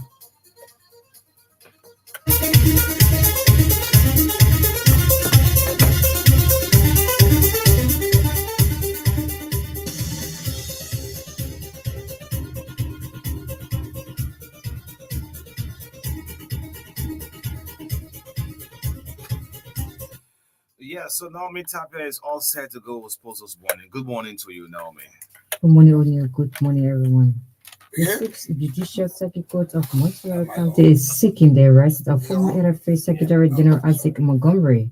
The arrest is in connection to $500,000 United States dollars action of damages for libel and slander, which was instituted by the Liberia Football Association President Mustafa Raji against the former Secretary General. The latest information concerning this development is Coach Sharif have confirmed that as Montgomery is on the run. Johnsonville Peace Tournament organizer Jerry Youngquan has disclosed that a peace competition is intended to unite community dwellers after the hotly contested general presidential election. Youngquan said division in their district in others is glaring, therefore organizing the junior and senior football teams tournament is essential for reconciliation. He continued that winners in each category will carry $6,000 as he hailed their chief sponsor, Franklin Page, for assistance rendered to them. Liberia defeated Manama Queens in an international final 2-1 in Sierra Leone. Cynthia Weah and Jessica Kwachi gave the girls a victory in game one of the two finals. The second encounter is expected to be played on December 30, 2023. CC United has announced the appointment of Coach DeFeros Jico as head coach until the end of 2023 to full league season with an option to renew on a long-term basis. Jico worked with National League clubs Life FC and NBA Anchors respectively. Injury hit Tottenham face losing centre back Christian Ramiro for up to 5 weeks with a hamstring sprain, says manager Angie Postecoglou. The 25-year-old Argentine picked up the injury during Saturday's 2-1 victory over Everton. Defenders Meki Van de Ven and Ryan Sessegnon are also out injured, while fullback Destiny Udochi is suspended for Thursday's match against Brighton. It's disappointing to lose Ramiro for sure, said Postecoglou. World Cup winner Ramiro missed 3 matches through suspension in November and December after being sent off in Tottenham's 4-1 home defeat to Chelsea. They picked up just 1 point in the centre half's absence and lost to West Ham on his return, but have since won their past 3 matches. Spurs are 4th in the Premier League, 6 points behind leaders Liverpool, who have played 1 game more. Sir Jim Ratcliffe have said it would take time and patience to bring sporting success back to Manchester United. The British billionaire has agreed to buy a 25% stake in the Old Trafford club for about $1.3 billion. His Unions Group will take control of football operations, and Ratcliffe will also provide $300 million for future investment in the United Stadium. Ratcliffe has told supporters he recognizes his responsibility as custodian of the club on their behalf. In an open letter to fans, he added he believes he can bring sporting success on the pitch to complement the undoubted commercial success that the club has enjoyed. United say the deal for Ratcliffe to buy his stake in the club is subject to customary regulatory approvals, but they are hopeful it will be completed as soon as possible. There's initially going to be a 6 to 8 week process for a deal to be rectified, which includes being signed off by the Premier League. And finally, Manchester City had to come from behind to beat Everton as the champions kept pace with Premier League leaders Liverpool. Pep Guardiola sat are aiming to lift the trophy for the 4th consecutive season. It had looked like falling 8 points behind the rest, but recovered with 3 second-half goals to lift themselves to 4th in the table. In blustery conditions, Everton withdrew an early storm from City as Jordan Pickford made crucial saves to thwart Julian Alvarez as well, keeping out Jack Grealish's spot effort at full stretch. The hosts took the lead with their first and meaningful attack of the game when Jack Harrison spotted in from close range and he pulled have had a second against his former club but was denied by Edison's stunning save. That's all for now, sports days.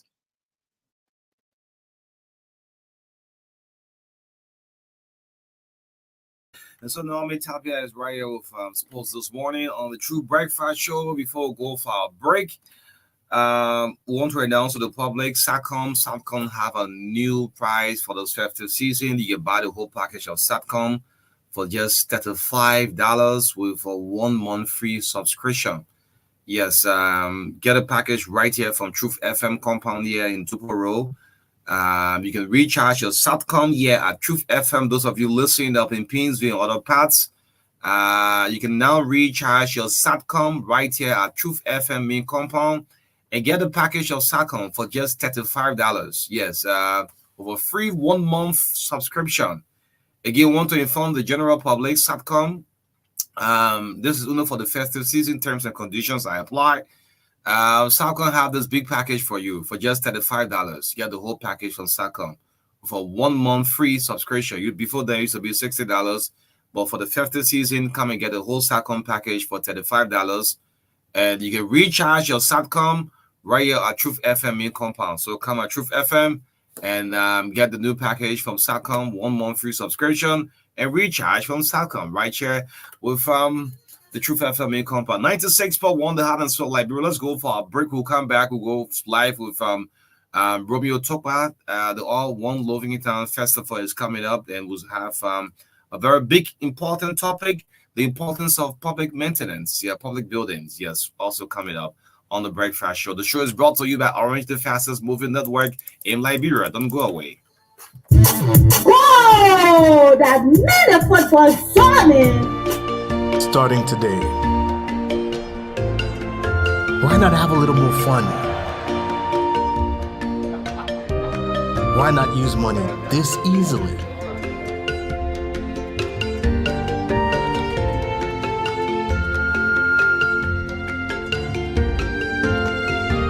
Why not get even closer to family? Why not work how you've always wanted?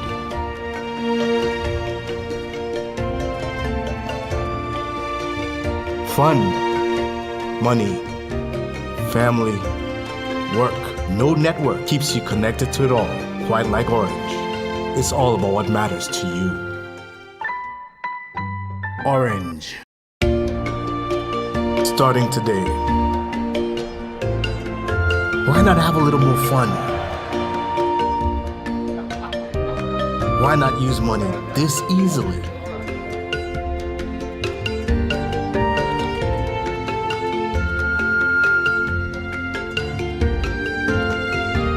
Why not get even closer to family? Why not work how you've always wanted?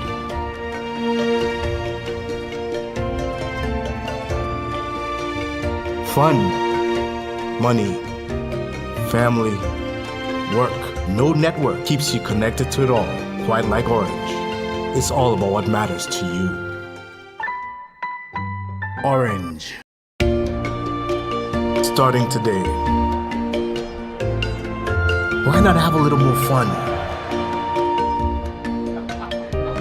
Why not use money this easily?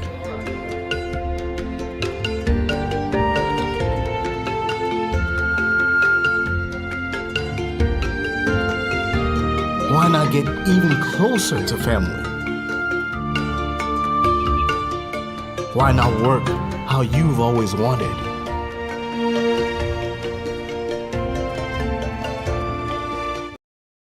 1 month free subscription.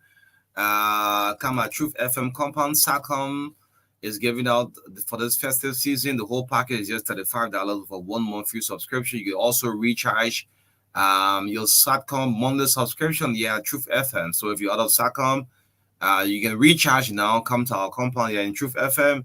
Yes, and recharge with Satcom. Enjoy all of the games, the movies on Satcom. Let's get some music. This is the Breakfast Show, 20 minutes down 9 o'clock. I'm so much into the song, I don't know why. This one. Yeah, man. Badide, shall I bring over Romeo Toba coming up shortly?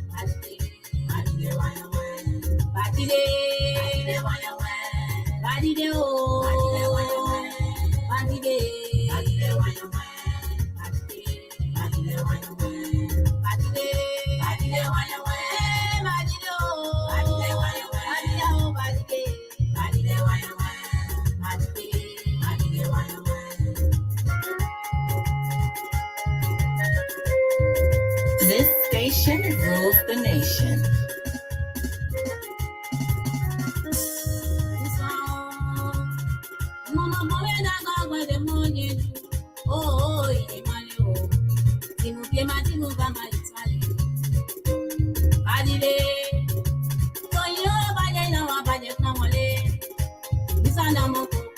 Yes, a little bit of video team on the TBS this morning. Badide, yeah, man.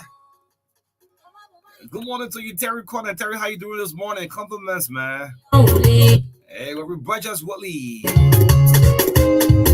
Yeah. Jordan Mutua Wonder. Good morning to you, Joe Wonder. Badide, man. Let's come together, man. Yeah, man. Let's move this country forward, man. In the midst of all, country first. And let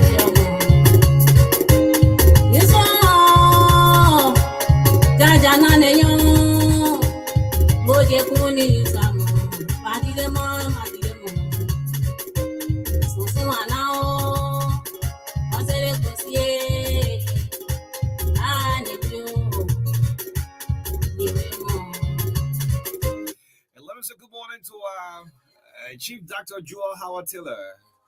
Yeah, man. Good morning to you, man.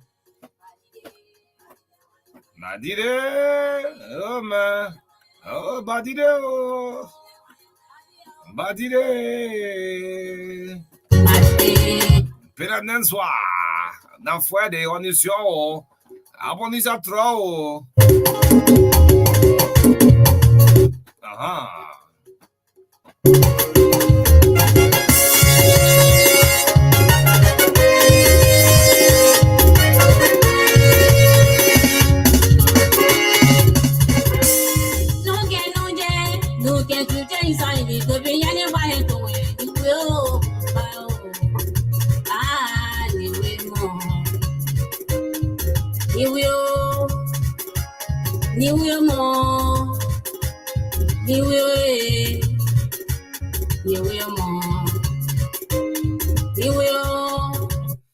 Okay, yes, just a little bit of entertainment right here on the True Breakfast Show 96.1. Yes, the heart and soul of Liberia. Nice music, and this is my song just for the week. Yes, so let's place a call right now to Romeo Tokba. Yes, we all know Romeo is a journalist, but he's one person who have resided in Lockingtown for more than a decade. Yes, they have this big event coming up that is titled. Yes, let's get the full detail of this event that is coming up. Yes, the Lockingtown Festival, the One Lockingtown Festival. Romeo Tokba is live on mobile. We're going to bring you on the True Breakfast Show this morning. Good morning to you, Romeo Tokba. How you doing this morning? Good morning, Podolsky, if you don't mind me calling you Podolsky. They've been sitting at the top of the table at least for a while. Yes, you live this morning from Lockingtown or from Central Monrovia?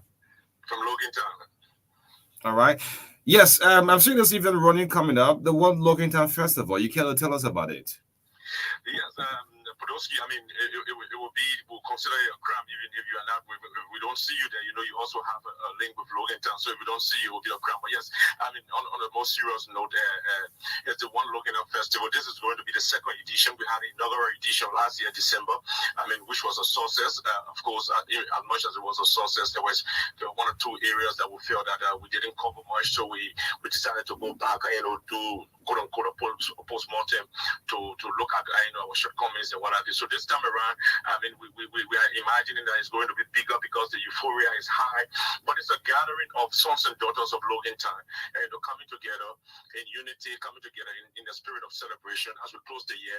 But beyond the celebration, reflecting on what we can do for our community, looking at our community. Is it the same community that we grew up in? Is it the same community that we used to live in? What has changed? What has changed for the best? What has changed for the worst? And what can we do to reverse the negative trend? I mean, we all know there's a pervasive culture of drugs and substance abuse. Logan Town is no excuse to what is happening in across Liberia. What can we do to put a check to drug and substance abuse? What can we do as a people, you know, as we celebrate, to mobilize resources, you know, to address some of the challenges our people are faced with, water and sanitation, you know, challenges. You know, Logan Town is a swampy area. I mean, we grew up in the swamp. We can deny that, but what can we do to address some of the challenges that people are faced with in accessing, you know, safe drinking water? So those are some of the things we are going to do. But of course, also talking about education. I mean, educational facilities are there, but what can we do to support? I mean, the less fortunate to have the children go to school, and those schools that have been providing educational opportunities to the people of Logan Town, children of Logan Town. What can we do to help, you know, complement their efforts? So those are some of the things we'll be doing. As much as we intend to celebrate, as much as we intend to come together, you know, in a spirit of oneness, we also want to ensure that we use that spirit of oneness to mobilize resources to address some of the challenges our people are faced with. So yes, it's going to be a carnival, but it's also going to be a moment of reflection, a moment of generating, you know, funds to address some of the challenges our people are faced with. Great. So how do you intend to make this year festival different from the one you had last year, the One Logan Town Festival? Sure. So last year, you know, was the inaugural edition. I mean, for all of its challenges, it was huge. You know, the publicity was huge. But what we noticed that, I mean, we had an internet penetration, utilizing the social media, utilizing, you know, the mainstream media that we are doing with you. But we generated, you know, excitement amongst sons and daughters of Logan who have left, you know, largely left the community, but are still connected to the community in a way. So we attracted more people from outside of Logan who have been, you know, connected with Logan coming in. So, I mean, as we march, people who, I mean, many persons who were in the community were wondering, but what has happened? How do we see these people, and how come we didn't know? So this time around, we decided to address what we consider a gap in our planning last time around. I mean, to ensure that we have, you know, huge penetration in the community, social mobilization, using, you know, the megaphone, using traditional dancers, using even influential people within the community to go to the cronies of Logan Town to tell people within the community that this is your festival, this is about you. As much as sons and daughters are coming from all, you also need to be present. So yes, this time around, if we will notice, you have more and more people who are residing in Logan Town being a part of this, as much as we are having people from Logan Town, from outside of Logan Town, who were connected to Logan Town. So it's you know, that was the challenge that we had last year, main challenge that we had, that we didn't generate, you know, excitement internally as much as we generated externally. So this time around, we want to ensure that the locals are a part, you know, that they don't feel left out, that this thing is not about people who are living here before and they're coming back, but it's about people who are living here and people who were living here before. Great. So when will the festival be held? Are we talking about the exact location, the date, the time of the festival? The One Logan Town Festival, outside of Logan Town, will not be a One Logan Town Festival, so it will be held in Logan Town. Okay. And yes, and it starts tomorrow. I mean, it's 3-day event. Tomorrow, we're having a candidate visual, you know, for those who lost along the way, sons and daughters of Logan Town, one of the older ones, the younger ones. They all contributed in mapping up what we consider as our community today. So we'll be reflecting on their contributions, and as much as paying homage to them, you know, those who passed along the way, who have gone to the great beyond, but they will also play their part. So there will be a candidate visual to Friday night in Logan Town, and the attire is a black t-shirt, black shirt, or black dress, or what have you, but just something, you know, mournful, you know, a mournful attire, you know, but so there will be a candidate visual paying respect to those who passed, you know, and to our ancestors if we may, and so we'll be having a candidate visual. Then tomorrow, I mean, that's not tomorrow, but Saturday will be the big one, will be the what you can consider stood here as a carnival, the march, the celebration, the drum fair, the sports festival. I mean, Logantown, it's one area that has produced basketball as a rainbow. We produce a lot of MVPs in basketball. So basketball will be a mainstay amongst the sporting events on Saturday. So we have football, we have kickball, we have Lulu, we have Checo, Husker, tall ties, so just a lot of things. But it will be at this what we consider the Foodie Master sports students called Pohakot, somewhere in the jacket. Logantown, jacket, down Logantown. So yes, that will be the mass gathering where we have at this sports center where we have basketball, football, kickball, and a whole raft of other sporting activities here. But we'll have a parade also with our various shirts, t-shirts. We have the one Logantown t-shirt. You need to get one. It's the package is $20. Okay. So it's nothing much for you. I mean, as a son of Logantown. Okay. So I'll take them to make sure that you get yours. Yes. Yeah, so we'll be matching with our t-shirts with different colors: green, yellow, black, blue. Just okay. different colors. I would prefer the white anyway. Yeah, the white. Okay. We get red. I mean, if you want a red for Arsenal. No, man, I'll take the white. Take the white. So yes, that would be it. That's when we celebrate and have just celebrate, have fun, and then of course Sunday would be the service, and then we'll have to cook up different dishes. Logantown is almost like a melting pot. You got crew, you get Basso, you get all of the tribes. Just will be cooking dishes representing those various tribes and what have you. So you can just come, patronize bar, drinks will be on sale. We are lists with beer factory and other places.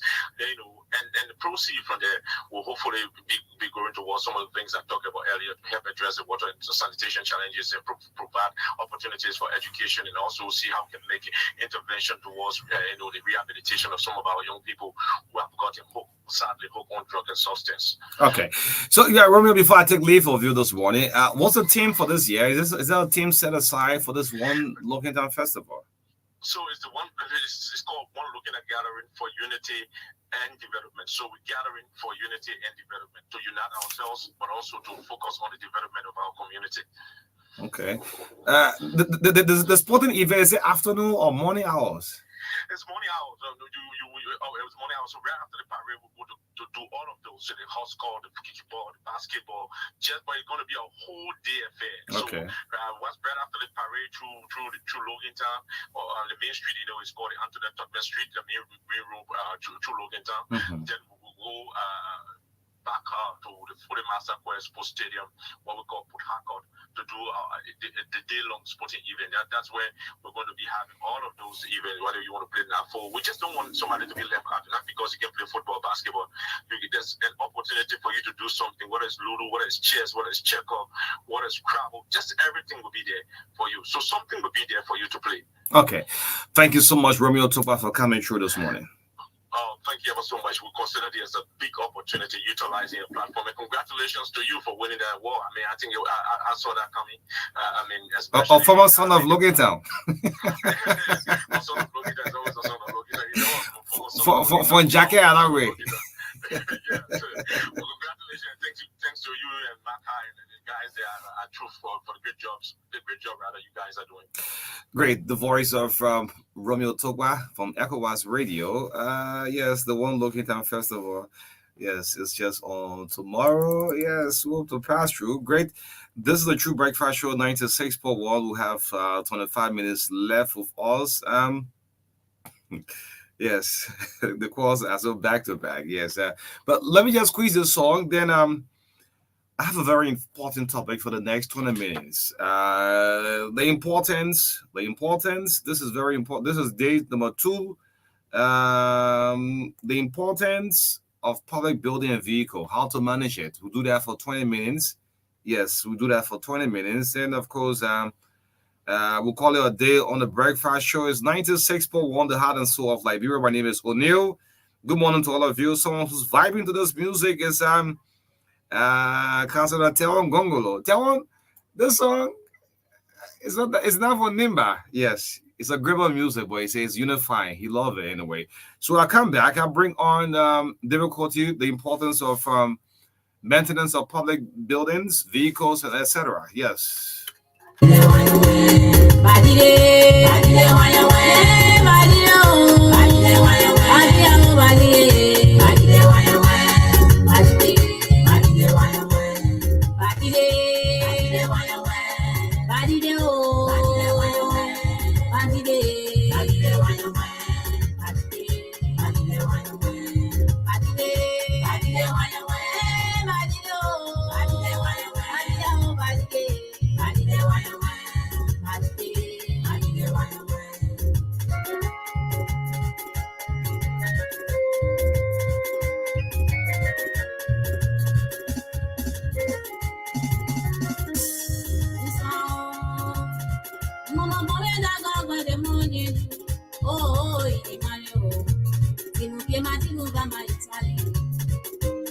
Look,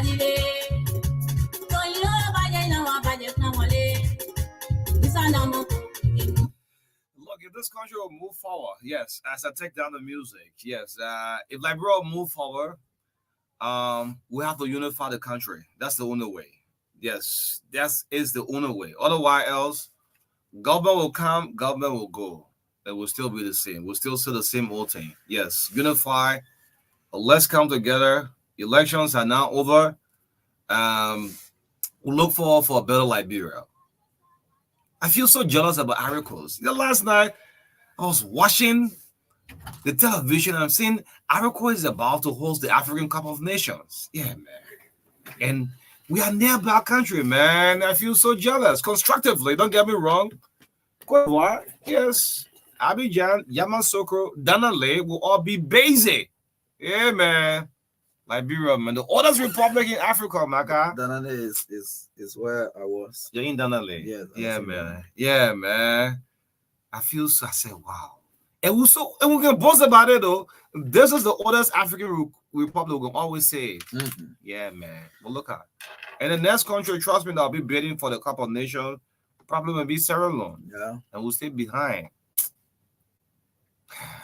Yeah. Yes, again, like we said in our lineup, I think we have seen this to be very important to remind our leaders, not just the president leaders of these various institutions, and people who are entrusted with public properties.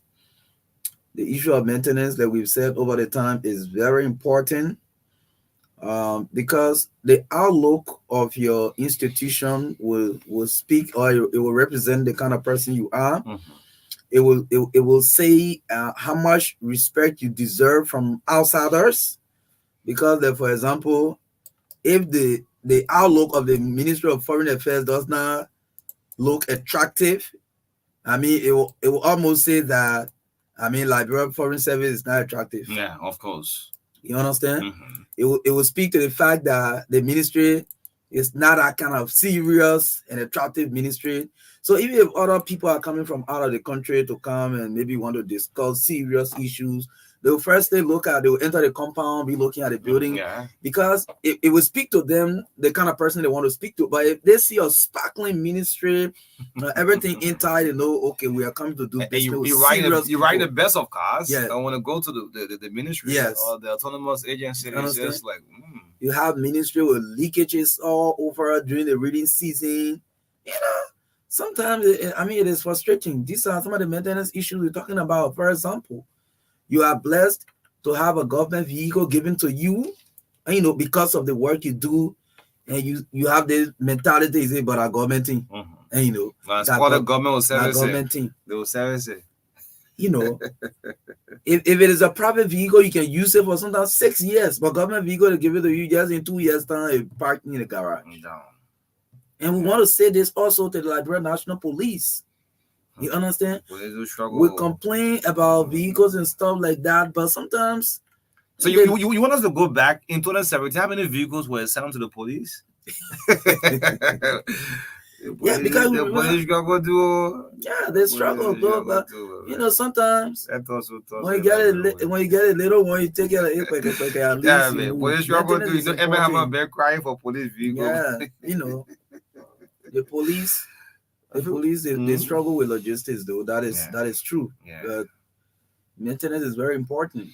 So I don't know how much does the GSA do when it comes to giving police vehicles. No, not giving police vehicle, but maintenance of public facilities and ensuring that, you know, they are maintained. Because you can have things, but once you don't maintain it, I mean, it's.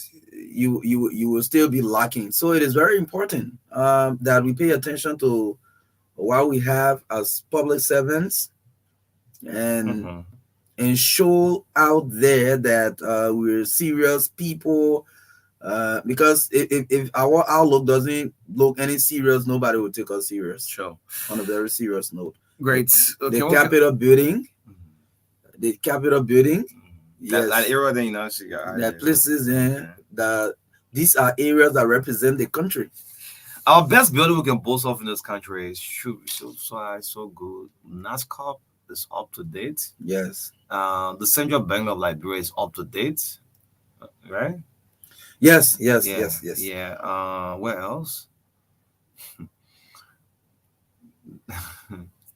What else?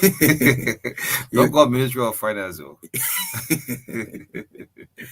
Yeah. Let's pick up the quote. If throughout this festive season, O'Neill, I mean, these buildings should be giving facelifts. So I remember before that, painting should be done. Yes, when Jefferson Kennedy took over, right? Mm-hmm. The entire water side was mandated to make sure you print your store red, white, and blue. Yeah, and that lasted for only 1 year, and that was done. That was just it. Yeah. Anyway, I mean, see people printing a store red, white, and blue. So all I got missing put wear red and blue. So you want to change your say that I same color. Anyway, yes. Let's see if we can pick David Coty with this method. That's why we'll have less time. But I think we can do this. It's just part 2 of our series. Dr. Tukman Nantipote is placing the live call this morning. Is it about the music I'm playing in the background?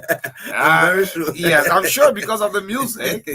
Dr. Tipote, good morning. Well, good morning, season greetings. Yes. And of course, you thanks again because of your putting out the word that my younger brother passed away. Many people listened to your call. Okay. Yeah, but you wanted me to sing a song, but I wasn't. But I could sing a song this morning. Okay. And then when you get through, you give a call, and there's something else I want to talk to you about. Okay. So, folks, yes, just before you do the song, folks who have veteran politician Dr. Tukman Nantipote. I'm an economist as well. Economist, yes, politician and economist. Yes, we also do a song for just for the festive season. You live, you have all right to go ahead and do so. All right. God so loved the world. God so loved the world that He gave His only begotten Son, that whoso believeth in Him shall not perish, but have everlasting life. God sent not His Son into the world to condemn the world. God sent not His Son into the world to condemn the world, that all the world through Him might be saved. That God so loved the world. God so loved the world that He gave His only begotten Son, that whoso believeth in Him shall not perish, but have everlasting life. Wow. That's a golden voice. At what age you singing like this, Dr. Tipote? I'm 82, going 83. 83, you sing like that. David Coty, don't try this. I mean, yes, you have a terrible voice, David. Yes, so Dr. Tipote, I want to say thank you so much. Definitely, I'll place a call to you right after the show. Yeah, very well. There's something else I want to discuss with you. All right, great. Thanks very much, and have a blessed day. All right, great. Yes, the voice of Dr. Tukman Tipote. David, don't try this. Yeah, he really loves singing. In the 3 years, he's still singing. He has a gift of singing. David, don't try it, man. Don't try. David, call. He has a melodious voice. Yes. In the 3, the voice, man. Yeah, man. Yeah, so we have let me see. In the Scotty. Some other that singing what depending on I don't think we're in the country. David, don't do that. David, don't do it. David Scotty. I'll put it off. Okay. You have Dr. Tipote voice? Yes, I want me and Dr. Tipote to have a singing competition. Yes. Who will be the joy? Castle Gongolo? Yeah, fine. Castle Gongolo will be the judge. No, but then Tipote will win because 2 of them from the CLPP party. Oh, God. But anyway, let me say many thanks to Dr. Tipote. At 83, he still has a very good voice. That's the man on the ground. We refer to him, the man on the ground. So thank you, and thank you for the opportunity again to talk to the radio. Yeah, so we just have 10 minutes left of us. 10, 15 minutes looking at the importance of maintenance, most especially in the public sector. Yes, I'll be very brief on this one. And I want to thank you both for always introducing this issue of maintenance. It is a serious problem in this country, a very serious problem. This is why we lose a lot of money. And like I said to you on the day before yesterday, we have something called the reactive maintenance and the preventive maintenance. The reactive is you wait until the thing spoil completely, then you spend a lot of money to fix it. It's like what I told you about the healthcare this morning. People don't go to the hospital to check themselves. They wait until something seriously happens. And when no hospital can handle them here, they take them to India or other places. And even those people will say it is too late and they have to bring them back as cargo. Now, today we're talking about vehicles again. Marka just mentioned something I'd like to support. Way back during the Tubman time, I remember a millionaire came to Liberia to do business. And he entered the Commerce or Finance Ministry, one of the two of them. When he got there, after he was introduced by the minister, when the minister introduces people, Mr. Investor, this is my deputy minister, this is my controller, this is my this and that. The time came for the investor to introduce his people. All that investor said, Mr. Minister, thank you. But where is the door that we used to get in here? The minister said that door. He said, all right, we are leaving, we'll get back to you. And that was the end, yes. And the reason was very simple. Like you really say, you want to do business with somebody, my friend? That person must look good. That person must be presentable. This is an investor who came to put in millions of dollars in the country. Millions of dollars. But then the ministry was not even looking like a place to put money. So he said, well, I'll get back to you. And he left and never returned. But coming back to the vehicle issue, you know, it's so discouraging when taxpayers from other countries have put their money together, millions of dollars, and send them to you, buy vehicles for you. Like we were talking about the police, there was a time about 40 vehicles were sent to the police. In less than 2 months, between 2 to 6 months, all of those cars were brought down. And even ourselves, like I also told you, in 1999, February the 11th, Charles Taylor gave the legislature 90 vehicles called the Assistant Trooper. 90 Assistant Troopers. I kept mine for 12 years and 6 months. But before the end of that year, February the 11th, 1999, before the end of that 1 year, about 10 of those vehicles were destroyed already, finished. Simply because of lack of proper care. Now, I think the first thing to do, we may leave the blame on roads. Some people may say we got bad roads in the country. I agree. But before going to the bad roads, take care of the cars itself. For example, some people do not check their engine oil. Oh, not at all. Not at all. My pickup now is 12 years, 5 months. Come and look at my oil. Very clean. And some people go and check engine oil and don't look at the other parts of the car. For example, the differential oil, the gearbox oil. They don't look at the undercarrier. Some people do not even check the water in the car. They don't check the brakes. I have a spare brake fluid in my car always, just in case of when it gets shot and I'm on a highway and I can do something about it. So these are the major problems. And I think until the legislature, that's where our problems coming from. No oversight for anything. The Indian government sent 50 buses to us some time ago.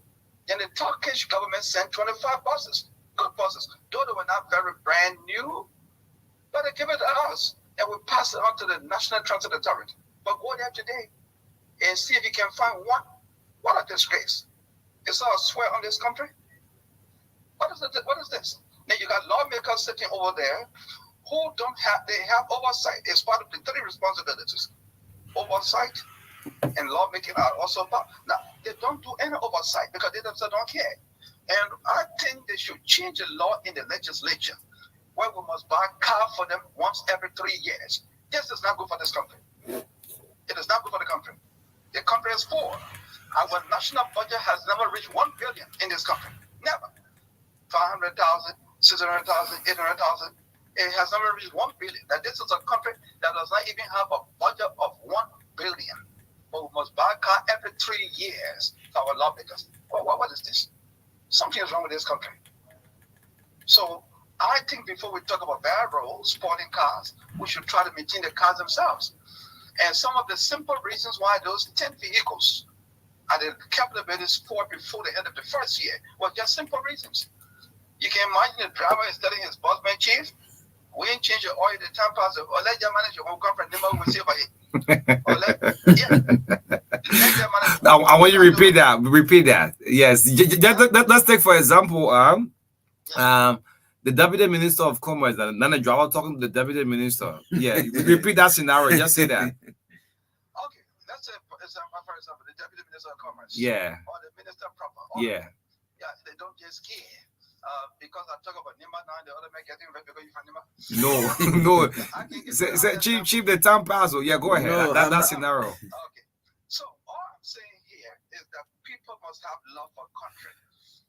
When you maintain these vehicles, you save the government. Derek, I want you to repeat that. I mean, I enjoyed what you just said. Chief, the driver is telling the boss said the time. Yes, that's what I want you to say.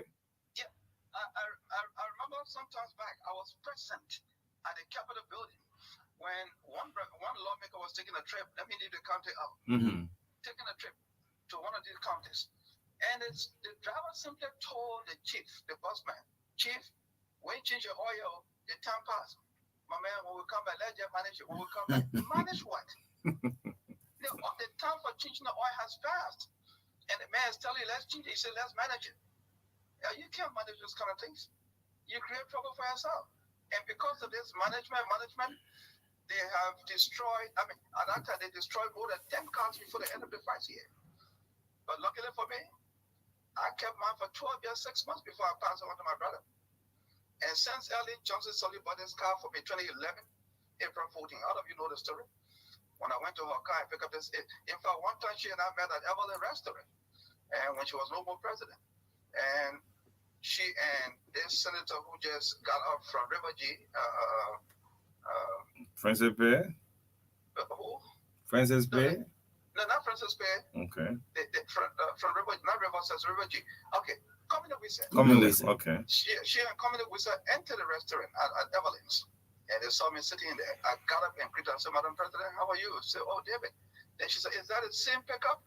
I said, Madam, I told you I would keep the pickup for 40 years. And she didn't play the laugh. So this car can go for another 10 years and still looking good based on the maintenance.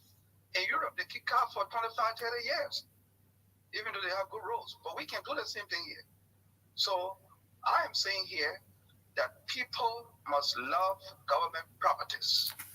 Like even my own place, like I told you, when it comes to the buildings, sometimes you got to, let people respect you for what you are or who you are.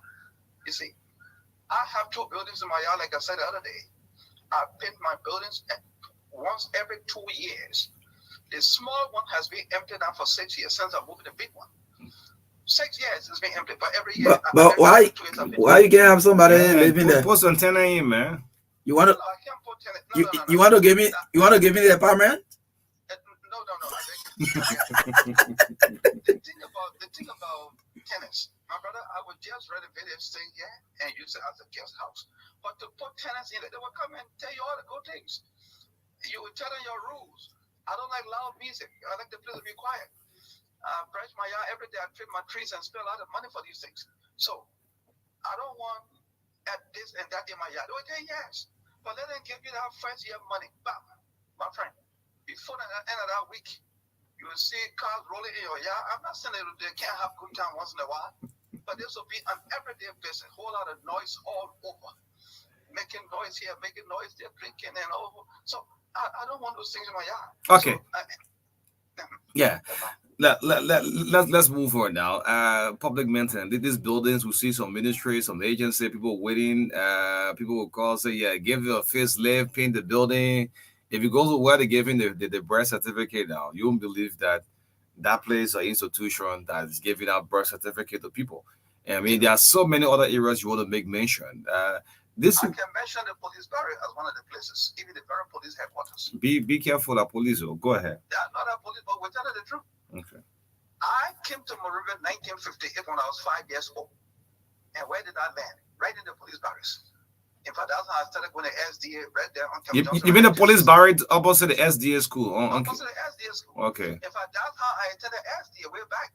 My father was a policeman. And so the building we had, it was not a modern one we have there now. It was a long 23 apartments on one side, but it was a Kim Master. We took those places.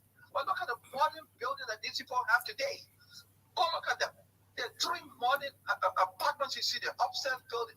My friend, they are all dirty. All very dirty. And this is a disgrace.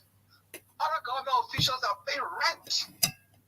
Sometimes they accidentally to leave because they have not paid their rent.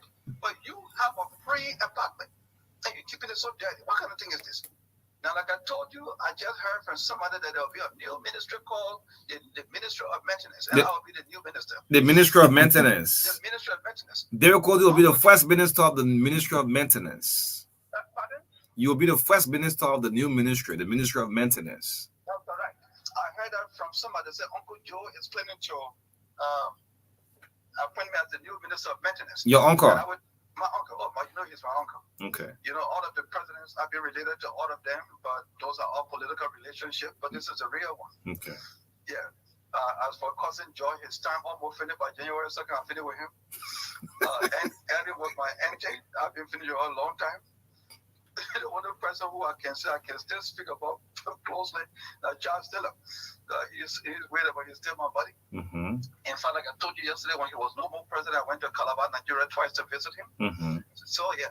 Joseph Boyka. And that time the last time you were already commissioner of the governance commission, so yes. You are making around $2,000 a month.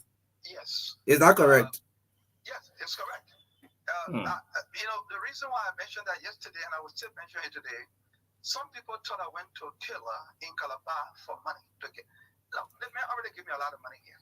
I enjoyed from my big brother here. Mm-hmm. And how could I be so insensitive to follow him all the way to Nigeria when he was in trouble to go for money? No. I was already a commissioner at the governance commission together with Ellen Johnson Sleeve. We were serving commissioners that making $2,000 every month. And it was not government money. It was very regular. Some kind of international group was supporting the commission. So we were making $2,000 every month on time. Clean money. So I didn't go to Calabar because I wanted money from Taylor. No, man, he was good to me, man. In fact, many people think that he built my compound for me. No. He went to hustle, my man. We did it. So nobody can tell me that I went to Calabar to get money from Taylor. No. Now your uncle is in power. Now my uncle is in power, Uncle Joe. All of you call him President Marka. I call him Uncle Joe. He's my real uncle.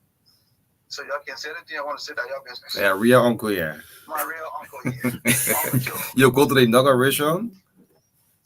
Well, I may not go there because it is by invitation. Okay. And this is the thing I don't like with the people. I need formal lawmakers, man, should be given some little respect, man. Yeah, you formal lawmakers. lawmaker. They give 5 invitations so we can go there. But when you're confident, the people finish with you. Yeah, so I wish I go to the inauguration, but how would I get there? It's going to be at the Capitol building. And it is by invitation. You must show that people before you enter. So I wish I could go there, but maybe you just go to the family meeting now. Uncle Joe have a family meeting, then you pass through. Oh yeah, as I told you, I'm a member of the first family. He's my uncle. So you're the visitor, you're the one running there now. My tanka I will go there. Okay. You asked me an embarrassing question yesterday. And don't ask me that kind of question anymore. About what? Well, I finished forgetting. Can you ask me what I have ever visited Ellen since she left power? Oh. Your business? But I have from a friend. Your friend. Yeah, my friend. But her time for to go there to do what? Look, they're all closing up. This is our final edition for this week. As we close up, your best experiences with Charles Tiller, Ellen Johnson, Salif, George Ria, and your uncle to be. Which one is your almost best? Well, my experiences with all of these people are very good. One joking thing I always say, when you know, Ellen likes accountability, and that is good. When you go to Ellen for something, my friend, you will justify why you want it. You will get it. So she will even check it. There was a time I had to pay some of my bills at ELBC, and she asked me, how's Flash Fund? I said, we're doing well. I said, but I got some bills there. How much? I said, $14,000. Guess what happened? I hope she's not listening this morning. I said, my mom, she can spend money, but you must justify why you want that money. Okay. So what she did, she opened her drawer, took the first 5,000, bam. The second 5,000, 10. The other 5,000, I would remove that 1,000 and give me the 10,000. Actually, what she gave me, I went and paid my bill. So what happened? My man can't get it. No, don't forget about that one there. We can't talk all. Man can't say all. Okay, Joshua. And one thing that hurt me so much, my brother, during the 2003 election. You remember I told you there were 18 political parties in 2003 that were going for the elections. 2023. Yeah, 2023, yes. 9 of them got together, calling themselves the Collaborating Registered Political Parties, CRPP. That's it. The election that was supposed to be Taylor's second term? That's correct. Okay. Was supposed to make Taylor president for the second term. Do you know that 9 of those parties, including 2 former ruling parties, the True Party, led by Councilor Bruno Sherman, and the NDPL led by J. Hoodoo Marion, former senator of Maryland County, all of those people got together and said, we want you to be our leader. They elected me as the chairman of the CRPP. My dear brother, I was able to convince them that the best man to support in the election was Charles Taylor. Everybody agreed with me. I went and told my man Taylor, he said, bring them to have lunch with me. Siafa Bali is still alive, still here. He will tell you his boss man was the head of the group at that time. He was Secretary General. All of us went to see Charles Taylor, the 9 of us. We had a good meeting when he had lunch with him. My man, we came back. Then I went to meet him now so that we could discuss 1 or 2 things. We work on some kind of budget, my brother. My man, when I hear the name say good, I'm going to take Conde. And the other man who is now senator for the no buckles for our budget. Hey, my man, budget because of that 2003 war. The whole budget spoil. The whole budget place for that election never took place. Maybe you could build a monument for Uncle Joseph Boyka. My man, we can't talk all on the radio. Okay. we'll talk one-on-one. The monument business, I'm not sure they will do that. Yeah, let's close out with George. I'm not going to say much about cousin George. Well, cousin George is a good man. Thank God for him for conceding, at least. We are having peace today because he conceded. Cousin George, Merry Christmas and Happy New Year. That's all I can say for him. Oh. Okay. Yeah, so okay. Thank you. Thank you, man. Yeah. Compliment we'll see you on New Year's Day on Monday. Compliment to thank you, the way you're talking. Yeah. So as we close, compliment to Senator Nukwe. Yes. Good morning to you and compliment of the season. Is he back in country? All the best. I'm sure. Yeah, I'm sure he's back in country. Yes. So that's it. Yes, thank you so much. It's been wonderful having breakfast since 7:30 this morning. We're taking our break, our weekend break. God willing, we'll be back on New Year's Day. Yes, on January 1, we'll be back on behalf of the entire team. Thanks so much for tuning in.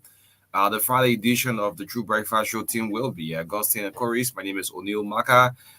Richard Lucini, Atta Balla. These guys have done well with us with our live. Thanks so much and keep the dreams alive for your country. Until then, have a blessed day. Bye-bye.